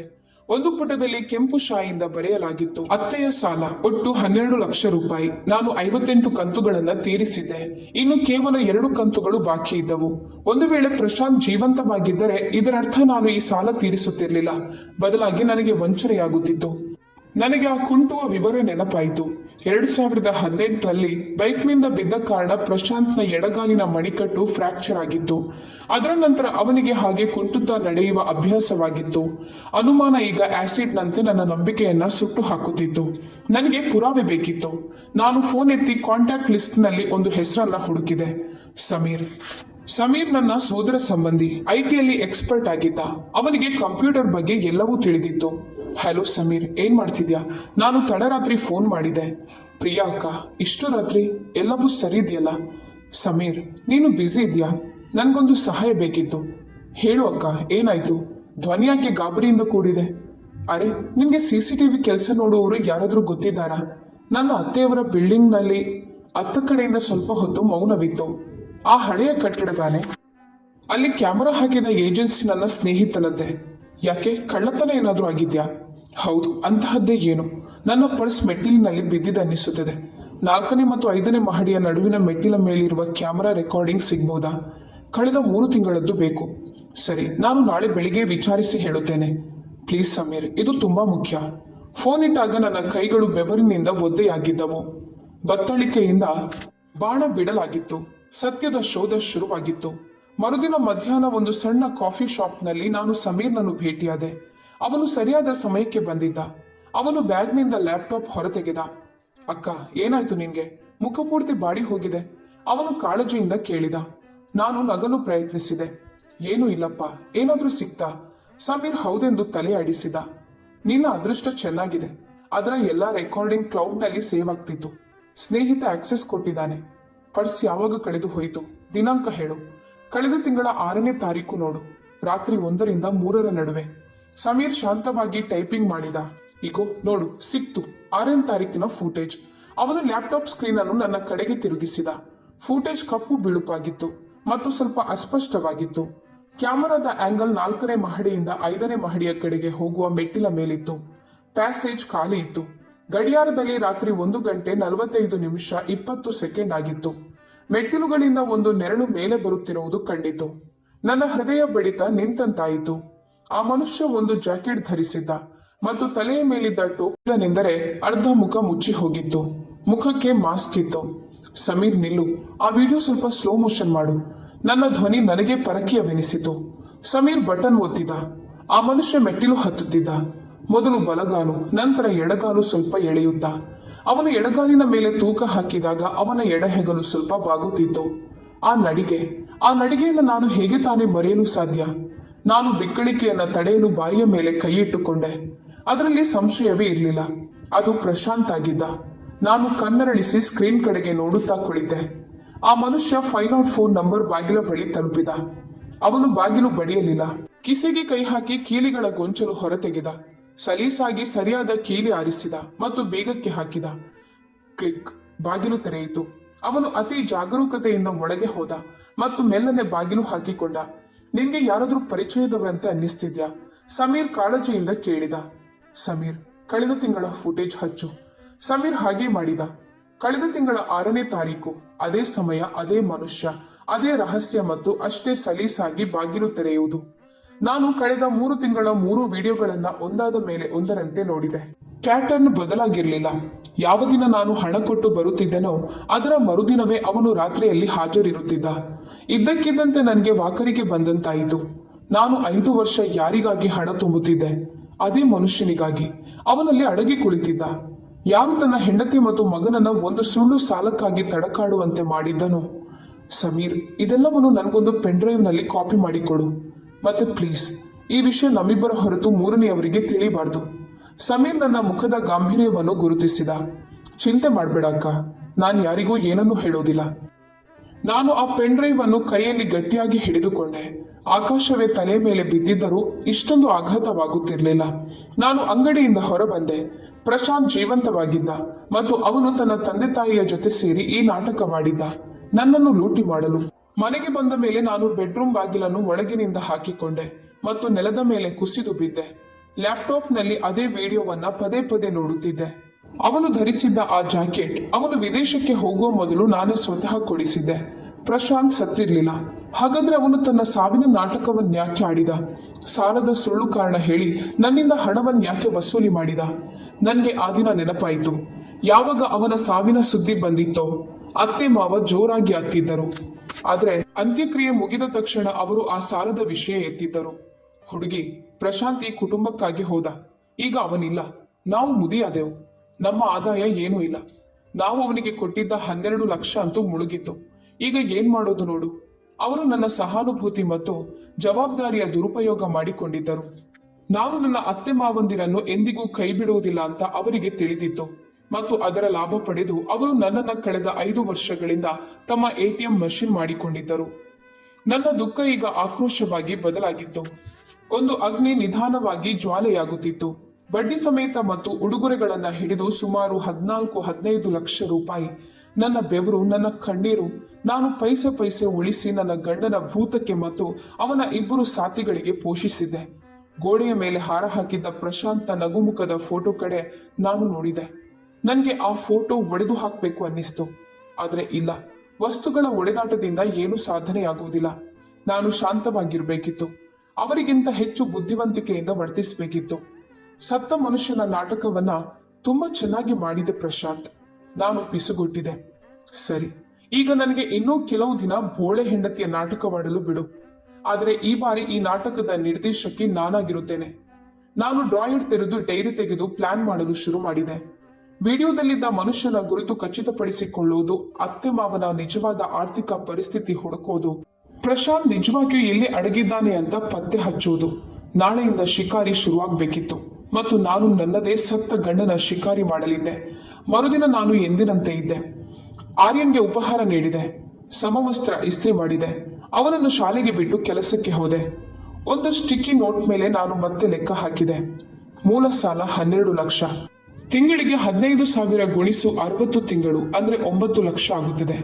ಆದ್ರೆ ಹಬ್ಬ ಹರಿದಿನ, ಹುಟ್ಟುಹಬ್ಬ, ಔಷಧಿ ಇವುಗಳಿಗಾಗಿ ನಾನು ಯಾವಾಗಲೂ ಹೆಚ್ಚಿನ ಹಣ ನೀಡಿದ್ದೆ. 5 ವರ್ಷಗಳಲ್ಲಿ ನಾನವರಿಗೆ ನೀಡಿದ ಮೊತ್ತ 14 ಲಕ್ಷಕ್ಕಿಂತ ಹೆಚ್ಚಾಗಿತ್ತು. ಈ ಹಣದಲ್ಲಿ ನನ್ನ ಮತ್ತು ಆರ್ಯನ್ ಜೀವನ ಎಷ್ಟು ಬದಲಾಗ್ತಿತ್ತು. ಆದ್ರೆ ನಾನು ಅದೆಲ್ಲವನ್ನು 5ನೇ ಮಹಡಿಯ ಆ ತುಂಬದ ಗುಂಡಿಗೆ ಸುರಿದಿದ್ದೆ. ನಾನು ಸಮೀರ್ಗೆ ಮೆಸೇಜ್ ಮಾಡಿದೆ. ಸಮೀರ್, ನನ್ನ ಮಾವನ ಬ್ಯಾಂಕ್ ಅಕೌಂಟ್ನಲ್ಲಿ ಏನಾದರೂ ಸಂಶಯಾಸ್ಪದ ವ್ಯವಹಾರಗಳು ನಡೆಯುತ್ತಿವೆ ಅಂತ ತಪಾಸಣೆ ಮಾಡಲು ಸಾಧ್ಯನಾ? ನಾನು ನೀಡುವ ಹಣವನ್ನು ಅವರು ಬದುಕಲು ಅಥವಾ ಸಾಲ ತೀರಿಸಲು ಬಳಸ್ತಿಲ್ಲ ಎಂಬ ಅನುಮಾನ ನನಗಿದೆ. ಸಮೀರ್ ಉತ್ತರ ಬಂದಿತ್ತು, ಅಕ್ಕ, ಇದು ಸ್ವಲ್ಪ ಕಷ್ಟ. ಡೇಟಾ ಪ್ರೈವಸಿಯ ನಿಯಮಗಳಿವೆ. ಆದ್ರೆ ನಾನು ಇಂಡೈರೆಕ್ಟ್ ಆಗಿ ಏನಾದರೂ ಪ್ರಯತ್ನಿಸುತ್ತೇನೆ. ಸ್ವಲ್ಪ ಸಮಯ ಕೊಡು. ನಾನು ಫೋನ್ ಇಟ್ಟೆ. ಆದ್ರೆ ಈಗ ನಾನು ಸ್ವತಃ ಏನನ್ನಾದ್ರೂ ಮಾಡೋದು ಅಗತ್ಯವಾಗಿತ್ತು. ನನಗೊಂದು ಉಪಾಯ ಹೊಳೆಯಿತು. ಅವನು ಹಣ ಪಡೆಯಲು ಮನೆಗೆ ಬರುತ್ತಿದ್ದರೆ ಅವನಿಗೆ ಆ ಹಣದ ಅಗತ್ಯ ಯಾತಕ್ಕಾಗಿ ಮತ್ತು ಅವನು ಖಂಡಿತ ಎಲ್ಲಿ ವಾಸಿಸುತ್ತಿದ್ದಾನೆ? ಅಂದು ನಾನು ಆಫೀಸ್ನಿಂದ ಬೇಗ ಹೊರಟು ನೇರವಾಗಿ ಅತ್ತೆ ಮಾವನ ಕಟ್ಟಡದ ಕೆಳಗೆ ಹೋದೆ. ಗಾಡಿ ಪಾರ್ಕ್ ಮಾಡಿದೆ ಮತ್ತು ಅಲ್ಲಿ ಕಟ್ಟೆಯ ಮೇಲೆ ಕುಳಿತು ವಿಶ್ರಾಂತಿ ಪಡೆಯುವಂತೆ ನಾಟಕವಾಡತೊಡಗಿದೆ. ಅರೆ ಪ್ರಿಯಾ, ನೀನಿಲ್ಲಿ? ಒಂದು ತೆಳುವಾದ ಮತ್ತು ತೀಕ್ಷ್ಣ ಧ್ವನಿ ಕೇಳಿಸಿತು. ಅವರು ದೇಶಪಾಂಡೆ ಅಂಕಲ್, 4ನೇ ಮಹಡಿಯಲ್ಲಿ ವಾಸಿಸುವವರು. ನಮಸ್ಕಾರ ಅಂಕಲ್, ನಾನು ಈ ಕಡೆಯಿಂದಲೇ ಹೋಗ್ತಿದ್ದೆ. ಅತ್ತೆ ಮಾವ ಹೇಗಿದ್ದಾರೆ ಅಂತ ನೋಡಿ ಹೋಗೋಣ ಅನ್ಕೊಂಡೆ. ದೇಶಪಾಂಡೆ ಅಂಕಲ್ ನನ್ನ ಪಕ್ಕದಲ್ಲಿ ಕುಳಿತರು. ನೀನು ತುಂಬಾ ಒಳ್ಳೆ ಹುಡುಗಿ ಕಣೆ. ಇಷ್ಟು ವರ್ಷಗಳಾದ್ರೂ ಗಂಡನ ಸಾಲ ತೀರಿಸ್ತಿದ್ಯಾ, ಅತ್ತೆ ಮಾವನ ಕಾಳಜಿ ವಹಿಸ್ತೀಯಾ. ನೋಡಲು ಹೋದರೆ ಅವರು ಚೆನ್ನಾಗೇ ಇದ್ದಾರೆ. ಆದ್ರೆ ಇತ್ತೀಚೆಗೆ ರಾತ್ರಿ ಅವರ ಮನೆಯಲ್ಲಿ ತುಂಬಾ ಸದ್ದು ಗದ್ದಲ ಕೇಳಿಸುತ್ತದೆ. ಸದ್ದು? ಎಂತಹ ಸದ್ದು? ನಾನು ಕಿವಿಗೊಟ್ಟೆ. ಅದೇ, ರಾತ್ರಿ ತಡವಾಗಿ ಛಾವಣಿಯ ಮೇಲೆ ಭಾರವಾದ ಹೆಜ್ಜೆಗಳು ನಡೆದ ಸದ್ದು ಕೇಳಿಸುತ್ತದೆ. ಒಬ್ಬ ಯುವ ಮನುಷ್ಯ ನಡೆಯುವಂತೆ ಮತ್ತು ಕೆಲವೊಮ್ಮೆ ರಾತ್ರಿ 2-3 ಗಂಟೆಯ ಸಮಯದಲ್ಲಿ ಟಾಯ್ಲೆಟ್ ಫ್ಲಶ್ ಮಾಡಿದ ಸದ್ದು ಕೇಳಿಸುತ್ತದೆ. ನನ್ನ ಎದೆಯ ಬಡಿತ ಹೆಚ್ಚಾಯಿತು. ಅದು ಮಾವ ಇರ್ಬೋದು. ಅವರಿಗೆ ಮಂಡಿ ನೋವಿನ ತೊಂದರೆ ಇದೆಯಲ್ವಾ, ಹಾಗಾಗಿ ಬಹುಶಃ ನಡೆಯುವಾಗ ಸದ್ದು ಬರುತ್ತಿರಬಹುದು ಎಂದು ನಾನು ಸಮಯ ಸಾಧಿಸಲು ಏನೋ ಹೇಳಿದೆ. ದೇಶಪಾಂಡೆ ಅಂಕಲ್ ಮುಖ ಸೊಟ್ಟಗೆ ಮಾಡಿದ್ರು. ಅಯ್ಯೋ, ಎಂಥ ಮಂಡಿ ನೋವು, ಎಂತಹದ್ದು. ಮತ್ತು ಇನ್ನೊಂದು ವಿಚಿತ್ರ ವಿಷಯ ಹೇಳುತ್ತೇನೆ ಕೇಳು. ಈ ಗಂಡ ಹೆಂಡತಿ ಇಬ್ರು ಎಷ್ಟು ಕಂಜೂಸರು ಎಂದರೆ ಏನೂ ಕೇಳಬೇಡ. ಯಾವಾಗ್ಲೂ ಮಗನ ಅಪಘಾತದಿಂದ ನಾವು ಬೀದಿಗೆ ಬಂದೆವು, ಹಣ ಇಲ್ಲ ಅಂತ ರಾಗ ಹಾಡುತ್ತಿರುತ್ತಾರೆ. ಆದ್ರೆ ಇತ್ತೀಚೆಗೆ ಪ್ರತಿ ರಾತ್ರಿ ನಿನ್ನ ಅತ್ತೆ ದೊಡ್ಡ ಬಣ್ಣದ ಕಸದ ಚೀಲ ಹಿಡಿದು ಕೆಳಗೆ ಬರ್ತಾಳೆ. ಮೊನ್ನೆ ನಾನು ಕುತೂಹಲದಿಂದ ನೋಡಿದ್ರೆ ಏನಿದೆ ಗೊತ್ತಾ? ಪಿಜ್ಜಾದ ಖಾಲಿ ಬಾಕ್ಸ್ಗಳು ಮತ್ತು ಕೋಲ್ಡ್ ಡ್ರಿಂಕ್ಸ್ ಕ್ಯಾನ್ಗಳು ಕಾಣಿಸಿದವು. ಈ ಇಬ್ಬರು ಮುದಿ ಮನುಷ್ಯರು ಇಂಥದ್ದನ್ನೆಲ್ಲ ತಿನ್ನುತ್ತಾರ? ನಾನು ಶೂನ್ಯಳಾಗಿ ಕೇಳಿಸಿಕೊಳ್ಳುತ್ತಿದ್ದೆ. ಪಿಜ್ಜಾ ಮತ್ತು ಕೋಲ್ಡ್ ಡ್ರಿಂಕ್ಸ್ ಇವು ಪ್ರಶಾಂತ್ಗೆ ಅತ್ಯಂತ ಇಷ್ಟವಾದ ಪದಾರ್ಥಗಳಾಗಿದ್ದವು. ನೀವು ಅವರನ್ನ ಕೇಳಿಲ್ವಾ ಎಂದು ನಾನು ವಿಚಾರಿಸಿದೆ. ಕೇಳಿದನಲ್ಲ. ಅದಕ್ಕೆ ಅವಳು ಹೇಳಿದ್ಲು, ನಾವು ಮೃತಾತ್ಮನಿಗೆ ನೈವೇದ್ಯ ಅರ್ಪಿಸುತ್ತೇವೆ ಎಂದು. ಈಗ ನೀನೇ ಹೇಳು, ನೈವೇದ್ಯ ಅಂತ ಯಾರಾದ್ರೂ ಪಿಜ್ಜಾ ಮತ್ತು ಕೋಲ್ಡ್ ಡ್ರಿಂಕ್ಸ್ ಇಡುತ್ತಾರಾ? ಅದು ಪ್ರತಿದಿನ. ದೇಶಪಾಂಡೆ ಅಂಕಲ್ ಹೇಳಿದ ಈ ವಿಷಯ ನನಗೆ ಒಗಟಿನ ಒಂದು ಪ್ರಮುಖ ತುಣುಕಿನಂತಿತ್ತು. ಪ್ರಶಾಂತ್ ಕೇವಲ ಹಣ ಪಡೆಯಲು ಮನೆಗೆ ಬರುತ್ತಿರಲಿಲ್ಲ. ಬದಲಾಗಿ ಅವನು ಬಹುಶಃ ಅಲ್ಲೇ ವಾಸಿಸುತ್ತಿದ್ದ ಮತ್ತು ನನ್ನ ಕಷ್ಟದ ಹಣದಲ್ಲಿ ಮಜಾ ಮಾಡ್ತಿದ್ದ. 2 ದಿನಗಳ ನಂತರ ನಾನು ಒಂದು ಹೆಜ್ಜೆ ಮುಂದಿಡಲು ನಿರ್ಧರಿಸಿದೆ. ನಾನೊಂದು ದೊಡ್ಡ ಎಲೆಕ್ಟ್ರಾನಿಕ್ಸ್ ಅಂಗಡಿಗೆ ಹೋಗಿ ಬೆಲೆ ಬಾಳುವ ಫೂಟ್ ಮಸಾಜರ್ ಖರೀದಿಸಿದೆ. ಭೇಟಿಗಾಗಿ ನಾನು ರಾತ್ರಿ 8 ಗಂಟೆಯ ಸಮಯ ಆರಿಸಿಕೊಂಡೆ. ಆ ಭಾರವಾದ ಬಾಕ್ಸ್ ಹಿಡಿದು ನಾನು 5 ಮಹಡಿಗಳನ್ನು ಹತ್ತಿದೆ. 504 ನಂಬರ್ ಬಾಗಿಲ ಮುಂದೆ ನಿಂತು ಕಿವಿಗೊಟ್ಟೆ. ಒಳಗೆ ಟಿವಿಯ ಸದ್ದು ಮತ್ತು ಯಾರೋ ಮಾತನಾಡುತ್ತಿರುವುದು ಕೇಳಿಸ್ತಿತ್ತು. ತಿನ್ನು ಮಗನೇ, ಬಿಸಿಯಾಗಿರುವಾಗಲೇ ತಿಂದು ಮುಗಿಸು. ನಿನ್ನ ಹೆಂಡತಿ ಈ ತಿಂಗಳ ಹಣ ತಂದು ಕೊಟ್ಟಿದ್ದಾಳೆ, ಹಾಗಾಗಿ ನಿಶ್ಚಿಂತೆಯಿಂದ ಖರ್ಚು ಮಾಡು. ಇದು ಅತ್ತೆ ಕಾವೇರಿಯ ಧ್ವನಿಯಾಗಿತ್ತು. ನೀನು ರಿಲ್ಯಾಕ್ಸ್ ಆಗಿರುವಮ್ಮ, ಎಲ್ಲವೂ ನನ್ನ ಕಂಟ್ರೋಲ್ನಲ್ಲಿದೆ. ಒಮ್ಮೆ ನನ್ನ ಕೆಲಸ ಮುಗಿಯಿತೆಂದರೆ ನಾನು ಕೆಲವು ದಿನಗಳವರೆಗೆ ಮಾಯವಾಗುತ್ತೇನೆ. ಆ ನನ್ನ ಮೂರ್ಖ ಹೆಂಡತಿ ಎಲ್ಲವನ್ನೂ ನಿಜ ಅಂತ ನಂಬಿದ್ದಾಳೆ. 1 ತಿಂಗಳು ತಪ್ಪಿಸದೆ ಹಣ ಕೊಡುತ್ತಿದ್ದಾಳೆ. ಆ ಧ್ವನಿ ನಾನು ಇದ್ದಲ್ಲಿಯೇ ಹೆಪ್ಪುಗಟ್ಟಿದೆ. ಆ ಗಂಭೀರ ಮತ್ತು ಸ್ವಲ್ಪ ಒರಟಾದ ಧ್ವನಿ, ಅದು ಪ್ರಶಾಂತ್ನದ್ದೇ ಧ್ವನಿಯಾಗಿತ್ತು. ನನ್ನ ರಕ್ತ ಕುದಿಯತೊಡಗಿತ್ತು. ಬಾಗಿಲನ್ನು ಒದ್ದು ಒಳಗೆ ನುಗ್ಗಿ ಅವರ ಬಣ್ಣ ಬಯಲು ಮಾಡಬೇಕು ಅನ್ನಿಸ್ತು. ಆದರೆ ವಿವೇಚನೆ ನನ್ನನ್ನು ತಡೆಯಿತು. ನಾನು ಬಾಗಿಲು ತಟ್ಟಿದೆ. ಟಕ್ ಟಕ್. ಒಳಗಿನ ಶಬ್ದಗಳು ತಕ್ಷಣ ನಿಂತು ಹೋದವು. ಯಾರದು ಎಂದು ಒಳಗಿನಿಂದ ಮಾವ ಮಾಧವರಾವ್ ಕೇಳಿದರು. ಮಾವ, ನಾನು ಪ್ರಿಯಾ. ನಿಮಗಾಗಿ ಕಾಲಿಗೆ ಮಸಾಜ್ ಮಾಡುವ ಮಿಷನ್ ತಂದಿದ್ದೇನೆ. ಸ್ವಲ್ಪ ಸಮಯದ ನಂತರ ಚಪ್ಪಲಿ ಸದ್ದು ಕೇಳಿಸಿತು. ಬಾಗಿಲು ಮತ್ತೆ ಸ್ವಲ್ಪವೇ ತೆರೆಯಲ್ಪಟ್ಟಿತು. ಈ ಬಾರಿ ಮಾಧವರಾವ್ ದಾರಿಯನ್ನ ತಡೆದು ನಿಂತಿದ್ದರು. ಅಯ್ಯೋ, ಈ ಸಮಯದಲ್ಲಿ ಫೋನ್ ಮಾಡಿ ಆದ್ರೂ ಬರಬಾರ್ದಾಗಿತ್ತ? ಆಫೀಸ್ನಿಂದ ಬರುವಾಗ ಕ್ರೋಮ್ನಲ್ಲಿ ಈ ಮಿಷನ್ ಕಂಡಿತು. ನಿಮ್ಮ ಮಂಡಿ ನೋವಿಗೆ ತುಂಬಾ ಒಳ್ಳೆಯದು ಅಂತ ತಂದೆ. ಮಾಧವರಾವ್ ನನ್ನನ್ನ ಒಳಗೆ ಬಿಡ್ಲಿಲ್ಲ. ಬೇಡ ಬೇಡ, ಅಲ್ಲೇ ಹೊರಗೆ ಇಡು. ಮನೆಯೆಲ್ಲ ತುಂಬಾ ಅಸ್ತವ್ಯಸ್ತವಾಗಿದೆ. ಅಯ್ಯೋ ಮಾವ, ನಾನೇನು ಪರಕೀಯಳೆ, ಮತ್ತು ನನಗೆ ಒಳಗೆ ಬಂದು ಪ್ರಶಾಂತ್ ಫೋಟೋ ಮುಂದೆ ದೀಪ ಹಚ್ಚಬೇಕಿತ್ತು. ಮಾಧವರಾವ್ ಮುಖ ಸಣ್ಣದಾಯಿತು. ಏನಿದು, ಏನ್ ಮಾತನಾಡ್ತಿದ್ಯಾ? ಹೊರಡು ಈಗ ಮನೆಗೆ, ತಡವಾಗಿದೆ. ಅಷ್ಟರಲ್ಲಿ ಒಳಗಿನ ಬೆಡ್ರೂಮ್ನಿಂದ ಕೆಮ್ಮಿನ ಸದ್ದು ಕೇಳಿಸಿತು. ಒಬ್ಬ ಪುರುಷನ ಒಣ ಮತ್ತು ಸಣ್ಣ ಕೆಮ್ಮು. ಮಾಧವರಾವ್ ಬೆಚ್ಚಿ ಬಿದ್ದರು. ನಿನ್ನ ಅತ್ತೆಗೆ ಮತ್ತೆ ಕೆಮ್ಮು ಶುರುವಾಗಿದೆ, ನೀನು ಹೋಗು ಈಗ.